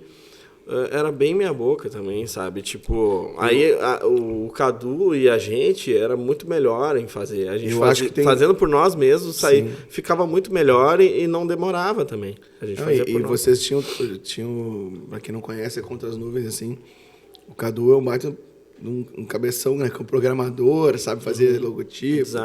Designer. Então o cara sabia bastante, tu também tem bastante ideias de como fazer... Do layout da coisa, né? Então vocês dois poderiam também trabalhar com uma empresa só disso. Talvez fazer um logotipo de banda. Abrir o Carcomidas. E é por aí, daí eu já passei por situações parecidas, né? Aqui também, dessa falta de profissionalismo, que os caras vendem um profissionalismo que eles não têm, né? Isso faz eu lembrar de uma coisa que eu vi, eu vejo podcast assim também, de produtores, né, reclamando, inclusive reclamando quando o artista quer se meter no trabalho deles. Assim, imagina. Né? E aí eu fico pensando nisso aí, né, porque tipo assim, os caras estão acomodados, trabalhando... a vida toda com aquele ego ali, achando que sabem tudo e que ninguém pode mexer no... Sim. Tipo, eu vi ele falando, não pode querer ficar sabendo do marketing comigo, sabe? Tipo, ter ideias pro marketing, não sei o quê, né? Só que isso é muito egoísmo, assim, porque... Primeiro que tu chega, tu tem uma visão de fora da caixinha, fora da caixa, às vezes, né? É uma coisa muito boa. Outra coisa que antigamente os produtores, eles deixavam o artista chapado, né? Para poder roubar deles, né? E por isso que o artista não sabia de nada. Isso aconteceu com muitos artistas, né? O cara, tipo... Tem histórias, por exemplo, que... acusam, assim... E roubavam muita grana mas até mesmo de morte, né? Dizem que é uma coisa não oficial, mas que o Jimi Hendrix foi causada a morte dele segundo do empresário, que o cara ficou com os direitos deles até pouco tempo atrás. E foi para a família dele, sei lá, uns 20 anos atrás. E muitos... Tem filmes até, né? Que muitos ficaram sabendo depois de muito tempo, né? Que estavam sendo roubados e tal. Então, o cara tem que tá por dentro de tudo, assim, né? O próprio... Não sei se foi o Little Richard ou se foi o James Brown, que ele inventou um esquema lá que era acima do que o empresário dele fazia, né? Eu acho que foi o James Brown. Ficou sem empresário e aí ele meio que criou um DVD, né? Foi tipo assim, né? Ele começou a produzir por ele mesmo os eventos, pegava a portaria, ele investiu dinheiro, ele corria o risco, mas sabia do que ele ganhava. Coisa que o sertanejo faz agora. O sertanejo vem fazer um show, por exemplo, os grandes, eles pegam porcentagem do local já. Então, eles alugam o lugar, entendeu? Mas aí o que eu acho que um cara desse porte, naquele momento estava muito acostumado a sempre dar tudo certo, porque já tinha a máquina funcionando para ele.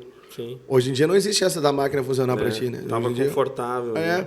E além disso, ele acabava perdendo ótimas ideias. Uma coisa é tu pegar um artista que não tem a criatividade para essas coisas, mas no caso de vocês que tinham a criatividade para o negócio, tanto que a gente tinha com esse negócio tanto que a gente tinha que chegou até lá, né? Sim, sem grana, só com uma música e um videoclipe engraçadinho lá e disponibilidade de ir para lá, né? Porque também não é fácil, né? É bem difícil, isso é né? Difícil.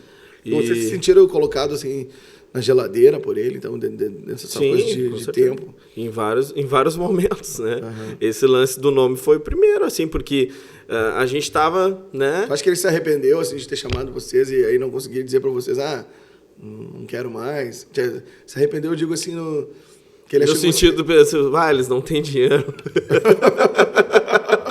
Puta, eu achei que eles iam me oferecer uma graninha. Mas tem muitas impressões que dá, né? Às vezes dá a impressão de que, tipo, ele ficava só esperando alguém chegar e dizer assim, olha, eu tenho 1 milhão, o que dá pra fazer com esse 1 milhão, sabe? E aí, às vezes, a gente pensa que o cara via talento na gente em algumas músicas e tal. Às vezes, eu penso que os caras queriam ver alguém para substituir a Fresno, porque a Fresno estava saindo exatamente naquele momento. Isso, né? Foi coisa que ele falou para vocês também, né?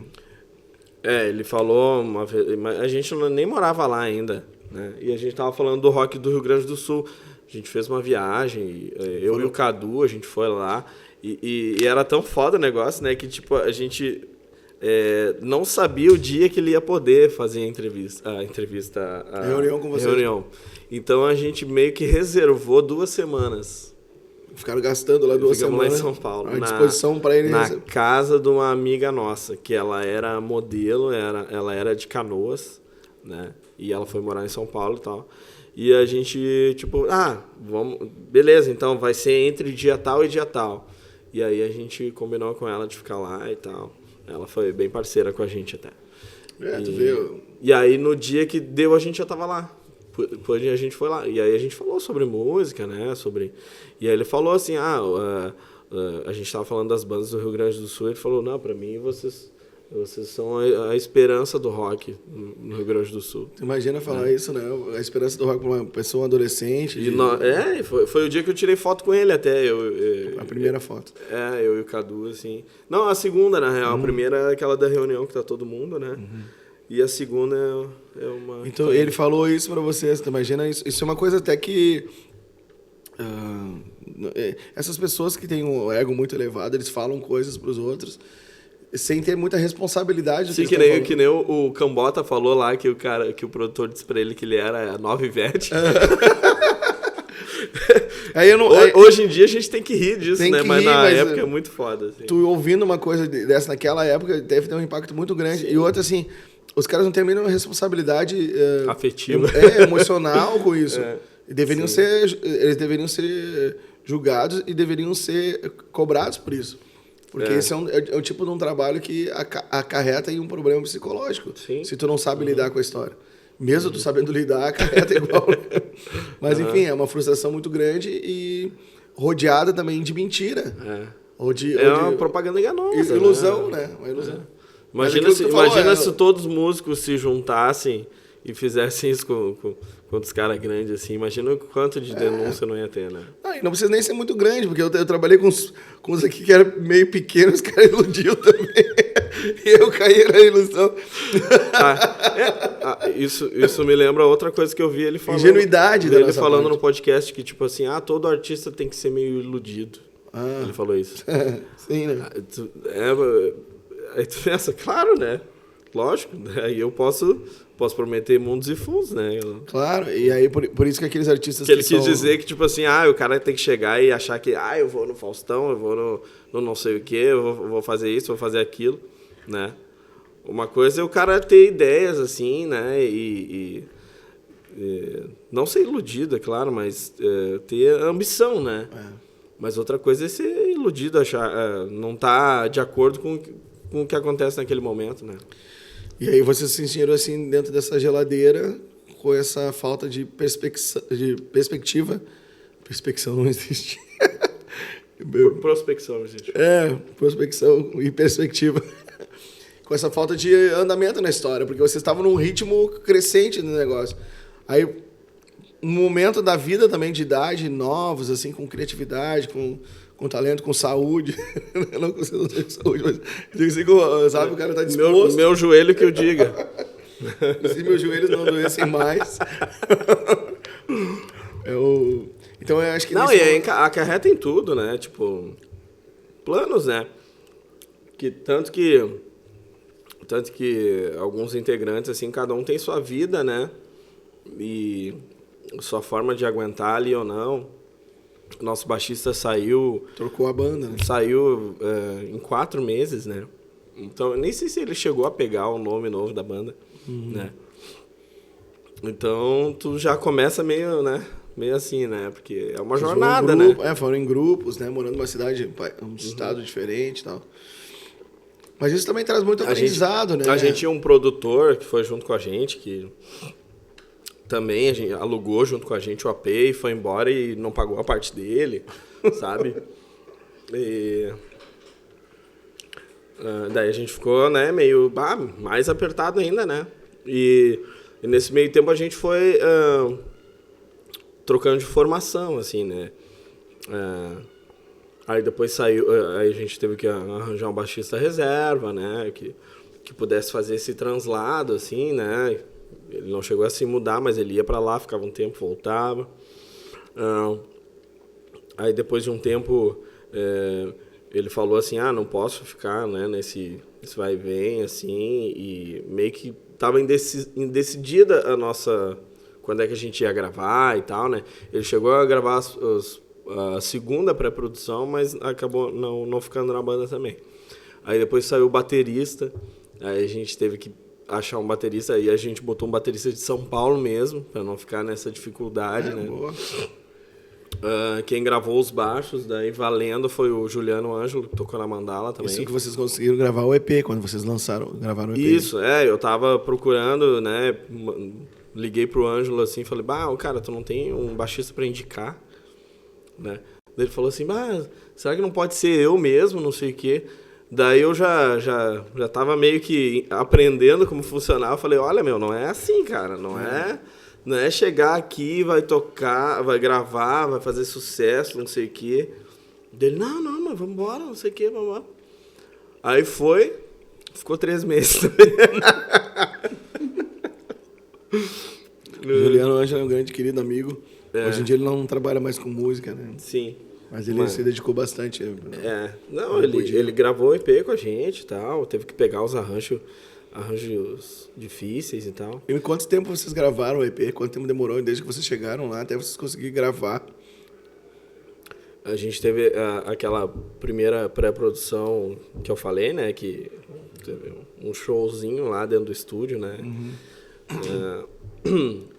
Que aí eu fui estudar, né? Fui com a Magali e tal, professora de vocal. Aí eu acho que depois de mais 8 meses, não sei mais quanto, mas bastante tempo. Aí a gente fez mais uma pré-produção, né? 8 meses. Por aí. E como é que vocês sobreviviam com isso lá, questão financeira também, né? Porque vocês estavam num bairro meio distante, né? Não era um bairro muito próximo. Assim, nosso AP fechou um ano, né? E a gente foi...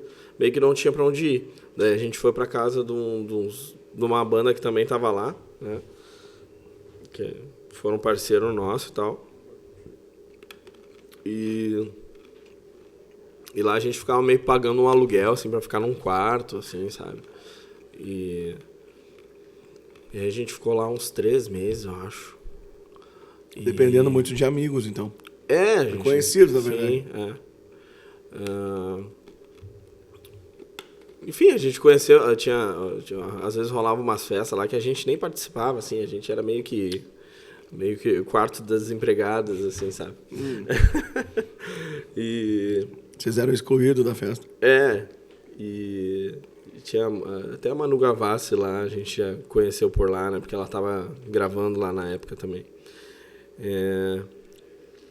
Mas enfim, assim, qual foi a pergunta mesmo? O tempo, né, da produção. Como vocês lidavam também para conseguir grana para as coisas que vocês faziam esse tempo inteiro, né? Sim. A gente... trabalhava, tocava? Eu tava trabalhando num estúdio lá. Trabalhei num estúdio de...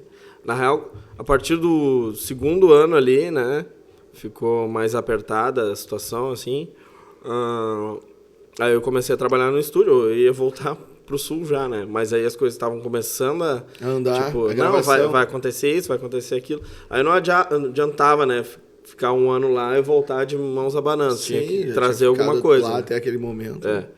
E realmente, assim, daí o ano que eu comecei a trabalhar lá num estúdio, era o maior estúdio da América Latina de ensaios, tinha quantas salas? 11 salas. Não sei, mas enfim, fiquei trabalhando lá direto, assim, né? Inclusive o cara quem me indicou foi o guitarrista da Malta, como é que é? O Thor. O Thor, ele tava gravando as nossas pré-produções lá no Midas. Ele que tava fazendo ele era o operador, né? E quem era o produtor foi o Nigéria, que era do Hardneja Sertacore. Sim, gaúcho. Isso, gaúcho também, então... Tava tipo em casa, assim, né? Era engraçado, assim. Onde é que eu tava? Me perdi. Daí o que vocês estavam fazendo nessa época até gravar, né? Eu trabalhava no estúdio e tal, né? E... Aí demorou 8 meses pra começar a ter essa segunda pré-produção, é isso? Aí depois desse tempo, o que vocês conseguiram fazer? Logo, já foi... gravadas as músicas, vocês mandaram muito material? Não, daí, assim, a gente tava meio que já... Isso no final de 2012... ali pelo final de 2012, né? A gente meio que tava vendo que tava muito difícil, né? Não tinha nada, não tinha show. Os shows que a gente conseguiu foi meio por nós, mas as casas já estavam meio em decadência lá, assim, sabe? Não tava mais a cena como era, aquela cena forte do emo, né? Tanto que fechou o Inferno, aquele Manifesto, se eu não me engano, fechou, sabe? E algumas lojas estavam fechando de instrumentos. Daquela rua ali, né? Que eu sempre esqueço o nome. Teodoro Sampaio, exato. E o próprio Midas, né? Quando... nesse período aí, eles fecharam algumas salas que eles tinham de vendas. Me lembro que no começo lá eles tinham vários, tipo, telefonistas, assim, vendendo show. E depois disso eles tiveram meio que cortar custos, assim, sabe? Então a gente chegou num momento bem, assim, que tava mudando, sabe? Bastante, assim, o mercado, né? Então depois começou essa gravação do EP. Isso. Aí eu tava trabalhando lá e a gente chegou num momento, tipo assim, não, vamos falar que a gente precisa dar um vai ou racha, né? E aí a gente falou com o Rick pelo telefone e tal, porque tudo era muito difícil, né? Assim, falar pelo telefone ou falar por SMS, porque a gente não queria ficar, oi, tudo bom? Oi, tudo bom? Oi, tudo bom? Todo dia, né? Porque né? A gente também não queria incomodar, parecia que a gente tava incomodando, entendeu? Também vem um pouco da educação de vocês, da personalidade de vocês. Se fosse o Chorão, chegava com um revólver lá, né? Pois é. Muito da parte da criação, da educação de vocês e também de acreditar que ele faria o trabalho dele, né? Acreditar na palavra das pessoas, na competência das pessoas, né? E aí a gente falou no telefone e tal, daí ele que meio que, a gente tá pensando em voltar a morar no sul e tal, vai ter que abandonar aí e tal. Daí ele falou assim, não, fiquem aí que vai rolar um lance legal, não sei o quê, né, pra vocês, que vai ser vou fazer um reality show. Isso foi o reality show que vocês participaram? Vai passar no Multishow e tal. Era Fábrica de Estrelas, né, o nome do reality show, né? Isso. Aí a gente, tá bom, então tá, vamos dar mais um tempo, né? A gente foi indo, né? Foi aguentando, segurando. E aí rolou, eu não me lembro se foi em janeiro de 2013, que daí ele chamou a gente pra fazer a gravação, né? Gravação do reality show ou da música? Do EP? Do reality show. Isso é bem importante na história, né? No reality show. Aí, a gente foi lá. Eu me lembro que, se eu não me engano, foi no Dia do Músico que a gente gravou. Então foi muito simbólico, assim, Sim. sabe, pra mim. E aí a gente conheceu lá, foi no dia da gravação, né? Ele mandou uma guia pra gente da música, né? Do Renato O Gaúcho, dos Mamonas, né? Sim, porque vocês foram a primeira banda a gravar uma música inédita do Mamonas no Brasil. Isso, oficial, real. Assim, de verdade, a música composta pelo Mamonas. Isso. Vocês foram a primeira banda. Contra as Nuvens, quem não ouviu ainda, Renato O Gaúcho, Contra as Nuvens no YouTube. Tem a música e a gravação. Videoclipe com o Falcão nos vocais, né? Falcão Brega, né? O cantor Brega, fazendo uma parte de vocalista nordestino, assim, né? Isso. Eu cantando, o Cadu cantando também. Mas tu fazia a voz principal e meio que simulava uma voz de gaúcho, assim. Galdério. Isso, exato. A música Galdéria cantando, assim. Isso. E aí... os caras do NX0, o batera do NX0, o G também, o guitarra, né? E o Bonadinho nos baixos. No baixo. E a composição era do Mamonas, né? Não sei se era do Júlio, o tecladista. Eu acho que do Júlio com o Dinho. E aí a irmã do Júlio tinha guardado esse caderno com a letra, né? E ela foi junto lá no dia. Isso, aí tem a música assim no YouTube, eles cantando no microfone, tipo, como vai ser a música, né? Entrevista também, né? Isso, mas não tinha nenhuma gravação real, né? Valendo, assim. Aí, então, voltando ao lance do reality show. Daí, vai rolar um reality show, beleza. Aí, vocês vão gravar... Se eu não me engano, foi gravado em 2 dias. Eu acho que o primeiro dia de gravação foi das entrevistas. A gente foi lá para dar uns depoimentos, assim. Uhum. Então, a gente fez todo na sala do Midas lá. Eu dei um depoimento bem emocionante, assim. O Cadu também deu um depoimento. Que usaram quantos segundos de depoimento de vocês? Nada, eu acho. Acho que nem foi ao ar os depoimentos. E gravaram a gente também na sala de espera, assim, sabe? Tipo, nervosos, assim. Faço que vocês estão nervosos, vão se encontrar com o Rick, não sei o quê. Porque a ideia era como se a gente nem conhecesse o Rick, sabe? E, na real, a gente não conhecia muito bem.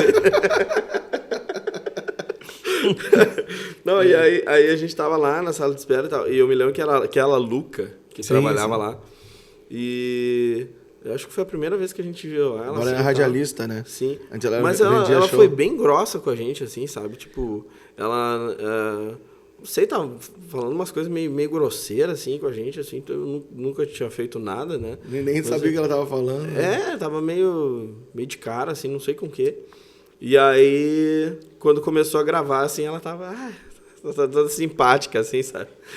Pra filmagem, né? E aí, tipo assim, o Bonadinho tá esperando vocês, uma coisa assim, sabe? Uhum. Aí já vem e tal. E aí, a gente gravou tudo isso filmado, né? Os caras com umas baita câmeras, assim, né? Aí a gente foi lá... Isso foi engraçado. A gente foi lá, entrou a entrevista, esse episódio era isso, era a gente entrando numa reunião com ele. Com o Rick Bonadinho. Aí a gente entrou na sala e, na real, a gente não sabia ainda do lance dos Mamonas. Uhum. A gente sabia que ia rolar uma gravação, tá? Eu não me lembro se eu achei que era uma gravação nossa, tá?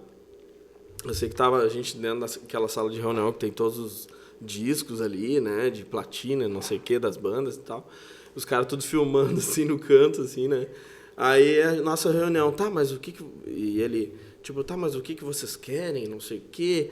E a gente falando, não, é que a gente gostaria de gravar nossas músicas e tal, né? Porque a gente está não sei quanto tempo aqui e não consegue lançar e Essa tal. parte eles cortaram tudo. Claro, com certeza, né? Com certeza.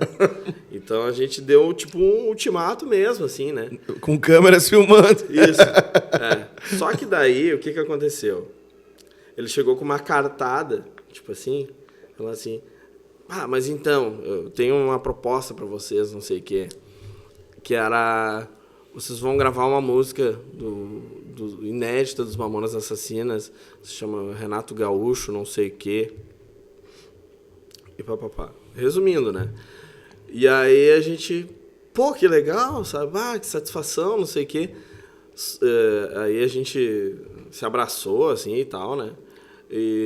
Mas assim, naquela altura, eu acho que ele achava que a gente ia chorar, entendeu? Na verdade, ele queria que você chorasse.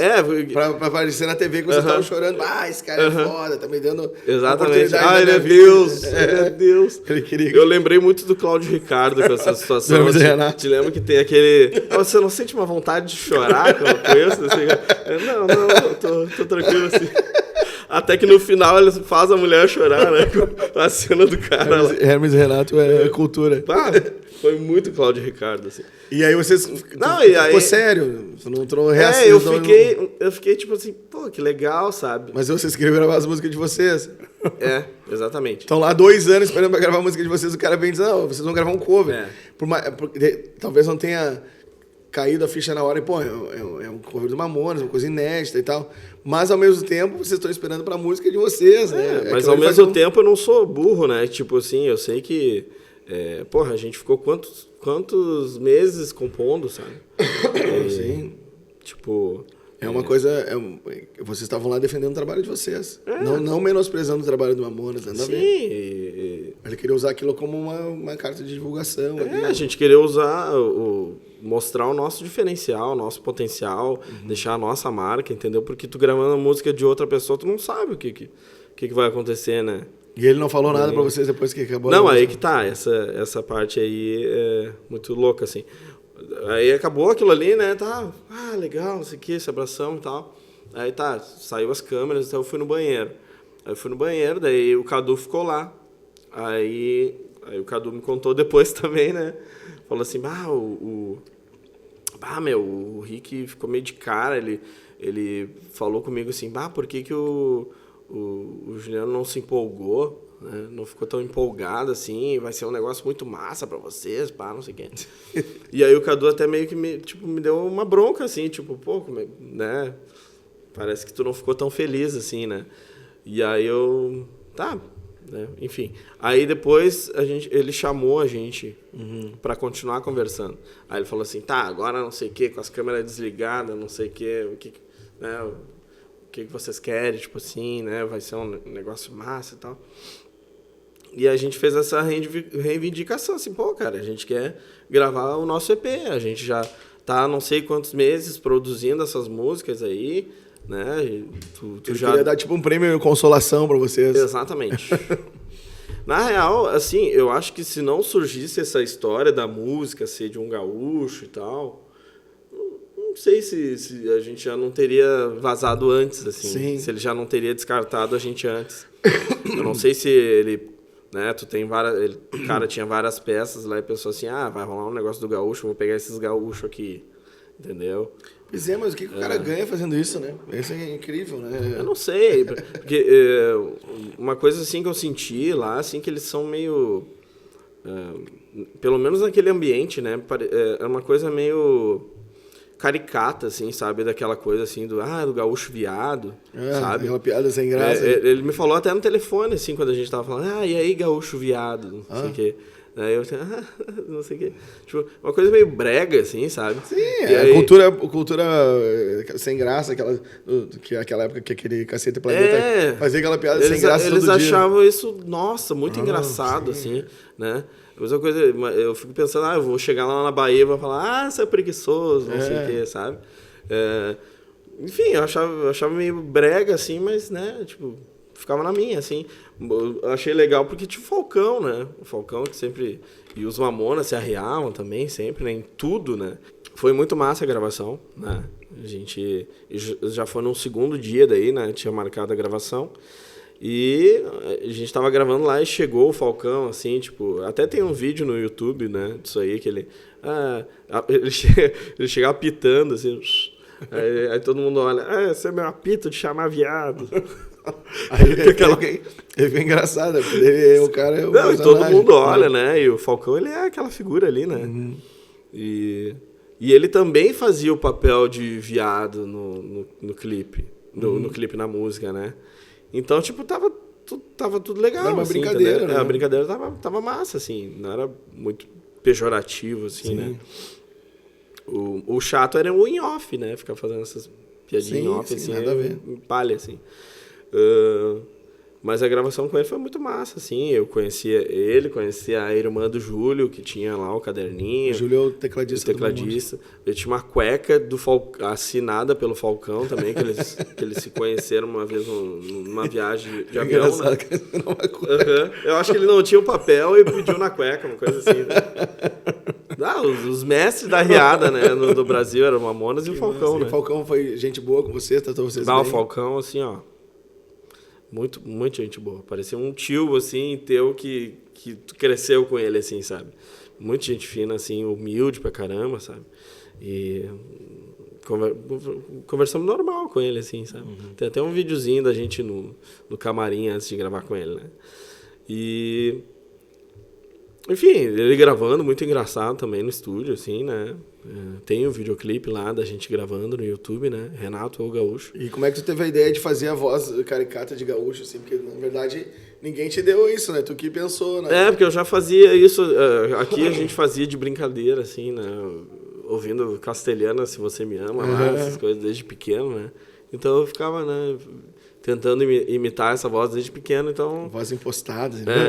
Então, um vibrato. Então, finalmente, um dia ela foi útil, né? Foi no dia dessa gravação.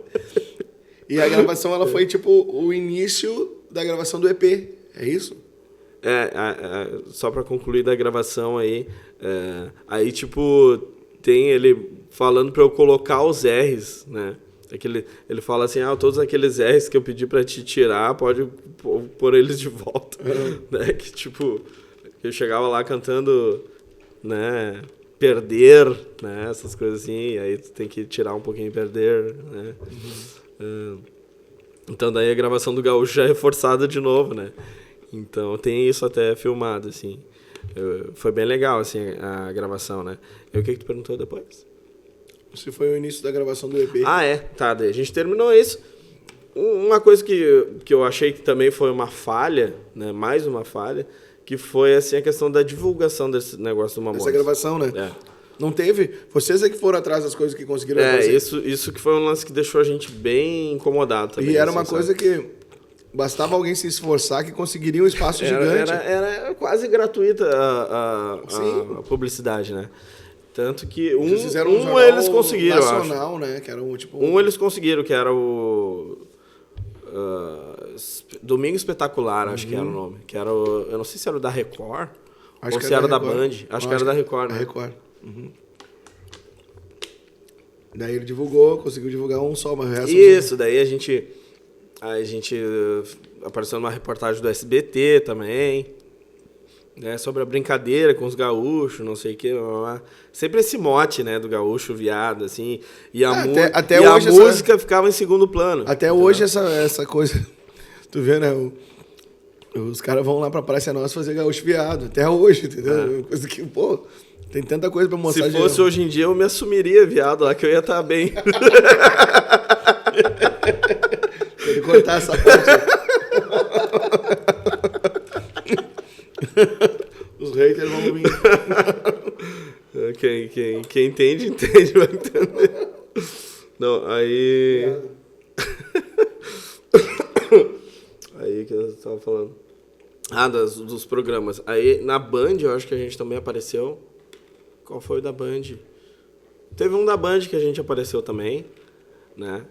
E da Multishow, que era da Globo, a gente só não apareceu na Globo, né? Que é curioso isso, né? Mas apareceram na série Fábrica de Estrelas, né? Isso, que é a Multishow, que é da Globo, né? E aí... Enfim, só que... eu acho, né, minha conclusão, assim, que por essa questão, assim, de não ter tido muita, digamos, gratidão da minha parte, assim, de devoção à questão de gravar a música dos Mamonas, ele meio que, tipo, boicotou, entendeu? Uma tipo coisa assim, de uma pessoa ególatra. Foi um ego gigante que tu nem atingiu ele, mas ele se sentiu atingido porque tu não deu a devida... Ou, como é que se diz? Importância para aquilo que ele queria. E, na verdade, tu deu a importância. Sim. Tu gravou, deu o teu melhor. Dei a importância que tinha, né? Só que não era maior do que o meu plano desde quando eu saí de Canoas. Sim, toda a leva de vida, dedicação de vocês e tudo mais. Na questão de prioridades ali, né? Mas é incrível como essas pessoas ególatras trabalham nesse meio de música e produção, né? Como tem gente assim, né? É que eu acho que porque ele fez sucesso muito cedo, assim, né? De repente os caras acham que o cara já tem uma estrutura, tem uma grana e deu certo. Então, acho que a pessoa vai se deixando levar, né? E depende da personalidade de cada um também, né? Pensando pelo lado de começar cedo, assim, pode ser de também, ser bem sucedido cedo, né? Ficar rico, muito rico cedo, né? Mas eu acredito que isso tem muito de... Acontece com os músicos também, né? Tem muitas pessoas assim em várias partes do Brasil na música também. Principalmente na produção, música, né? Tu vê os caras que fazem evento... inventam uma história para boicotar a tua banda, entendeu? Eles inventam uma coisa que nem foram prejudicados para boicotar a tua banda do evento deles, não sei o quê. A maioria se acha mais do que o músico, né? Sim, mas enfim, tava falando o que foi complicado, assim, é que a gente viu que meio que, conseguiu um programa só pra gente, e aí a gente não vai poder mais explorar esse negócio que foi tão legal, né? E aí a gente foi atrás por nós mesmo, porque daí nessa época a gente já tinha um baixista que era de São Paulo também, né? Tinha 2 que eram paulistas na banda já, né? E aí a gente foi atrás ali, mexeu nossos pauzinhos e a gente conseguiu ir na Band. Eu acho que foi aí que a gente foi na Band. Acho que foi. E aí também lá a gente conseguiu fazer uma reportagem sobre gaúchos que não moravam mais no Rio Grande do Sul. Foi um negócio assim. E era engraçado, assim, que a questão da mídia era sempre uma questão muito, assim, sensacionalista ou dramática, assim, pra te poder aparecer, sabe? É o que eles fazem. E, tipo, se eles dessem atenção pra música, dissessem assim, ouçam a música desses caras, ouçam o EP desses caras, se fosse um trabalho, assim, né, direcionado, Tem uma coisa que falasse da música, da arte em si, né? Porque o artista defende a sua arte, né? Mas tem um caso, a Elis Regina no programa daquele cara lá, acho que era o Cavalcante, né? Ela dava várias no meio, né? Aí que chegou no camarim e o produtor perguntou só cantar? Tu vai fazer mais alguma coisa? Ele só vai cantar. Eu, como assim só cantar? Ela pegou, levantou e foi embora. Ela foi embora? Foi embora, não participou do programa. A maior cantora do Brasil, o cara pergunta se ela só ia cantar. Os caras... Tanto que até hoje, Elis Regina... Que nem os caras que falam assim, não, porque tem um amigo meu que ele toca, mas ele também trabalha. Só que ele trabalha de dia. Não, trabalho com o quê? Aí tu fica assim, tipo... Mas tu trabalha, né? Durante o dia, né? O que tu faz durante o dia? Tira as músicas pra tocar pra ti. Tira os Raul que tu fica pedindo. Não, eu fico imaginando se... É engraçado, né? Esse tipo de comentário, assim. Eu fico imaginando se falariam isso pro Axl Rose, se falaram eu, isso pro Slash, sabe? É porque aqueles foram muito bem sucedidos, né? Então os caras... Que nem o Dinho mesmo falava, né? Que depois que tu fazia sucesso, tua vizinha começava a te tratar diferente. Né? Sim. Porque daí tu deixa de ser aquele músico lunático que quer... Que só os velhos e as crianças te acham louco, como diz o Skylab. O Skylab é muito gênio, né? Velhos e criancinhas todos te acham maluco. Isso aí é sensacional, sim, né? E a forma de encarar a música ainda tem essa coisa. Daí o cara fica famoso, né? No caso lá, a gente pode falar de qualquer músico famoso aí. Aí, tipo, é lindo, né? Tipo, o cara deixa de ser vagabundo, parece que da noite pro dia, né? E aí passa a ser o exemplo de vida. E aí, então, começou a gravação do EP. Isso. Daí, finalmente, né, depois de... Quanto tempo desde vocês chegarem a gente espremeu o que dava essa situação aí dos Mamonas aí a gente já tava meio que sentindo um afastamento do Rick, assim, com a banda, sabe? Já era difícil tu mandar uma mensagem, receber um e-mail, coisa assim e tal. A gente tinha até um plano de gravar um videoclipe com ele. A gente conseguiu uma produtora, isso doeu também. A gente conseguiu uma produtora que ia fazer tipo um filme nosso, assim, do videoclipe de uma música nova. E a gente prometeu pros caras que o Rick ia participar. Mas vocês prometeram. E ele deu a palavra dele. Ele disse que ia participar. Ele deu a palavra dele que ele iria participar. Só que daí aconteceu esse tendel todo aí. E aí foi começando não tenho tempo, tô sem tempo, não sei o quê. Só que é foda, né? O cara, tipo, ia todo dia na academia lá, ficar malhando. Não tinha como prioridade. Eu ficava pensando assim, só um dia que o cara não fosse treinar lá, que o cara ia aparecer no vídeo lá, se ele realmente quisesse ajudar, entendeu? Claro. Mas é aí que tá, assim, eu fico pensando, se ele começa a ajudar, de repente, de bom grado, aí ele vai perder daquela galera que paga pra conseguir as coisas. Sim, Ele vai ter que fazer pra todo mundo, tipo assim, né? Mas é que não desse a palavra, então, né? Não dissesse que fosse participar. Sim, porque cada palavra que o cara dava, a gente já confiava. falava um pouco com o cara, né? É quando o cara fala pouco, tudo que o cara fala é meio que sim, eu tava pensando... Reverbera. Eu tava pensando nisso, que se em 2 anos e 2 meses a gente falou umas 8 vezes com o Rick, assim, pessoalmente, foi muito. Imagina isso. Tipo, tu tá tão perto, tão envolvido, mas ao mesmo tempo é um negócio tão intocável, assim, sabe? É muito louco isso. Daí a gente conseguiu, né, finalmente gravar o EP. Mas a gente já tava sentindo, né, esse distanciamento, assim, né, de compromisso com a banda e tal. Que a gente ia gravar esse clipe, né, e eu me lembro que a gente chegou a gravar a nossa parte do clipe. Pior ainda. Era 2 partes, todo mundo, né? Trabalhou junto. Era um filmaço, assim, o clipe. Era uma equipe muito foda na época, assim. A gente chegou a ver as imagens no câmeras mais desenvolvidas. Na produtora, assim, muito foda, assim. E aí, né, quando chegou na cara de vocês de falar que o Rick não ia, né? Quando chegou na parte de gravar, dizer que o cara não ia lá, a produtora ficou de cara com a gente, né, lógico, e não lançou. E aí a gente tentou ainda pedir as nossas imagens, nossos vídeos, e os caras não nos deram, né? A gente ficou um tempão pedindo, assim, e os caras não quiseram nos dar as imagens, né? Mas, enfim, eu me lembro que a gente ofereceu até, se quiser a gente paga pelas imagens. Não quiseram. Mas mesmo assim os caras não quiseram dar. Não sei se tinham ou já tinham botado fora, não sei. Mas, enfim, então foi mais um trabalho que também foi meio posto fora, assim, sabe? E aí a gente conseguiu gravar o EP, gravou... Depois de quanto tempo chegaram lá, gravaram? 2 anos e 2 meses? Acho que fechando 2 meses, fechando 2 anos a gente conseguiu finalmente gravar o EP. Imagina? Uma coisa que a gente devia ter gravado assim, de cara, pau! Né? Chegasse lá e gravava. A gente tocou no Pepsi on Stage lá, tava a 1000 por hora.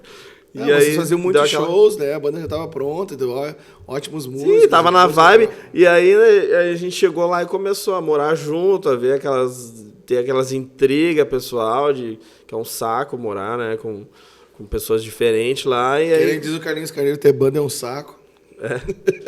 E aí... daí começa meio que ficar tudo meio que... ficar numa vibe ruim. Tô numa vibe tri boa. É que, na verdade, uma coisa vai levando a outra, né? Uma coisa vai levando a outra. A desilusão dos projetos. Tu vai sendo enrolado lá, aí tu vai meio que descontando dentro de casa, sabe?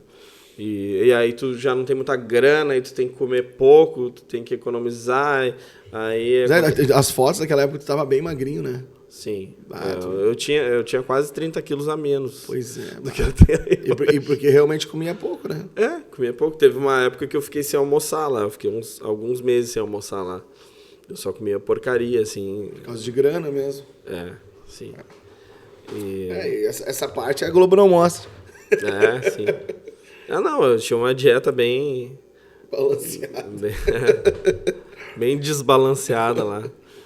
Atum, arroz, o frango inteiro para pagar mais barato. Sim. E essas coisas, assim. Pão de batata. E aí, voltando pra cá... Daí a gente terminou de gravar o EP e meio que a banda já tava meio colapsando dentro já também, depois de tudo que aconteceu, né? Sim. E dos originais da formação oficial só ficou eu e o Cadu, né? E aí a gente viu que não tinha mais o que fazer lá, sabe? Não tava rendendo ficar lá, não tinha estrutura para ficar em São Paulo, nem emocional e nem material, né? E aí a gente veio embora. A gente veio pro... E aí vocês vieram já com o CD impresso? Com o material naquela época, assim... O EP. Vinha o EP impresso e tudo. Mas aí a banda se desfez e tal, então o EP ficou meio obsoleto, assim. Sim. Sabe? E uma coisa triste, assim, sabe? Não queria nem escutar o EP depois. A gente mostrava mais assim como, tipo, currículo, sabe? Tipo, olha que legal, gravamos no Estúdio Midas, olha o som dessa guitarra, olha o som dessa bateria e tal, né? Os arranjos e tudo, mas não passou disso, entendeu? A gente não conseguiu rentabilizar essas músicas ou aparecer em outro lugar, sabe? Com a produção dessas músicas. E a banda se desfez, né? E voltando pra cá, além da... Sim, tinha a expectativa de que tudo desse certo e tudo mais. Veio uma desilusão junto com isso, né? Sim. E até começar a trabalhar com coisas de novo, com música aqui. Demorou um tempo pra ti poder eu assumir essa outra parte. Na real, quando eu voltei, comecei a gravar bandas menores, assim, na pré-produção. Comecei a gravar em casa, né? Botei ali no computador mesmo os programas de edição e comecei a editar as bandas. As bandas menores, assim. Aí tu começou a gravar a galera aqui e começou a dar aula também de música, Isso. Eu me lembro que tinha gente que ia lá gravar comigo só pra perguntar as coisas do Bonadil lá, de São Paulo, assim. Sim, não há o que não haja. Não, na época que eu trabalhava em São Paulo, lá no estúdio, teve uma banda que veio de uma praia aqui do Rio Grande do Sul, que não sei como ficou sabendo que eu trabalhava nesse estúdio, e me encontrou lá pra me dar o CD deles, assim. E falar, tu tá com Bonadinho, não sei o quê. Foi muito bizarro, assim, sabe? Tipo, falta de noção eram umas 3 ou 4 pessoas, eu não sei se era a banda inteira e mais um pai de alguém. Mas muito bizarro, assim, sabe? A noção da galera é demais, né? Enfim, achando que tu, né, aquilo que tu galgou anos, assim... Eles querem segundos pra conseguir. Tu vai, não... Vou te indicar. Não sei nem de onde é que saiu. E aí, então, mal tem pra mim, né? Aí voltou pra cá e focou o trabalho na música, produção, aula, shows, tributo, violão, voz. Se virando, né? E... Mas trabalhando gravando músicas autorais também. Trabalhando com audiovisual também, né? Te ajudei a fazer alguns videoclipes aí, a gente trabalhou em algumas gravações de música também. Gravação, produção de música, gravação. Agora estamos produzindo um novo EP de Kiko Prata. E banda. E aí a minha carreira solo, eu lancei ele em 2018 oficialmente, né? Que antes era Gramaton, era uma banda e tal, né? E aí... Em 2018 eu assumi uma carreira solo porque eu já fazia tudo, né? Eu já gravava tudo, eu produzia tudo, chegava, entregava pros caras, falava assim, tu só tem que... Faz uma linha de baixo ou faz uma linha de guitarra pra essa música. O cara não fazia, entendeu? Não fazia nada. Então, aí eu peguei e comecei, eu não vou ficar mais dependendo dos caras pra fazerem as coisas pra eu ter uma banda, entendeu? Se eu tenho uma prioridade de lançar isso aqui, os caras estão me atrasando e também não querem sair, né? Então eu vou pegar e vou lançar uma carreira solo, eu gravo tudo, eu faço tudo, e aí quando pintar um show de alguma coisa, eu contrato uns caras para tocar, os amigos ali para tocar junto, né? E assim tem sido, desde 2018. Continua lançando músicas com frequência e tal. Sim. Clipe também, né? Ano passado a gente gravou o clipe da Reset, né? Com a Chama Vídeo, né? Uhum. E engraçado, foi um clipe assim que fala meio de apocalipse, assim, né? Acho que uns 2 meses depois teve a enchente aqui no Rio Grande do Sul, né?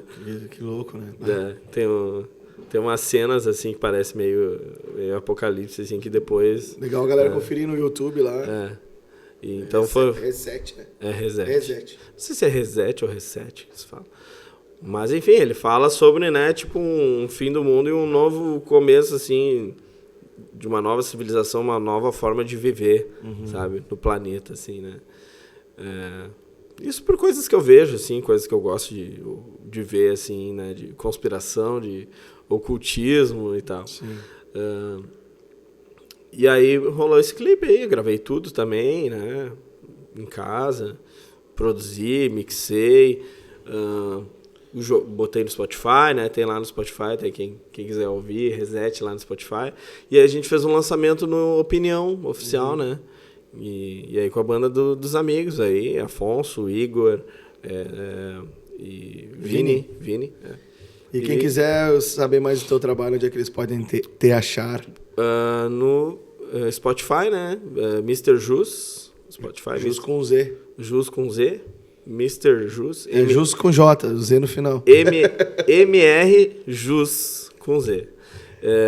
E no Instagram é juliano.mrjus. Juliano.mrjus. E é isso, tô fazendo shows e lançando músicas autorais volta e meia aí. E fazendo voz e violão e os tributos. Algum conselho para quem quer trabalhar com música? Que nem diz o Mano Brown, não tem conselho nenhum pra dar, não, mano. Conselho sincero ou... Não, é que eu me lembro quando perguntam isso, eu lembro do Paulo Anhaia, que ele fala assim, né, tipo, não trabalhe com música, né, mas se tu não consegue viver sem... Só trabalha com música se tu não consegue viver sem isso. Tipo assim, essa é a moral, assim, né, porque... no meu caso, se eu quisesse ganhar dinheiro, eu não trabalharia com música. Se meu objetivo fosse ser rico ou algo assim, eu não trabalharia com música, né? Porque 98% ali vai passar perrengue, né? Mais do que... A gente trabalha com música mais pelo talento natural, que é natural e gosta e... não que não dê pra se sustentar, entendeu? Mas que... Teve que se reinventar para conseguir um sustento, um valor decente por mês, fazer várias coisas, vários tributos, tocar, dar aula, gravar, produzir. Na real, para não sair da música, né? Porque quando eu entrei na música foi porque eu era compositor, né? Sou compositor ainda. Mas sempre foi focado mais no autoral, né? Na Mandala, na Stab, Outras Nuvens... Enfim, sempre foi...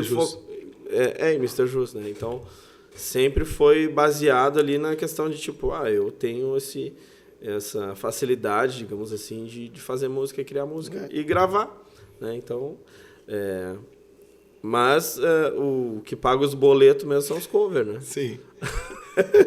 Então tá, valeu, Júlio. Obrigado pela conversa. Obrigado. Valeu, galera que tá curtindo. Canal Sonido, todas as sextas-feiras... ou sexta-feira, a partir das 21 horas, tá bom? Valeu, obrigado. Reverbera Podcast, Kiko Prata e Mr. Jus. Valeu, tchau, obrigado. Valeu.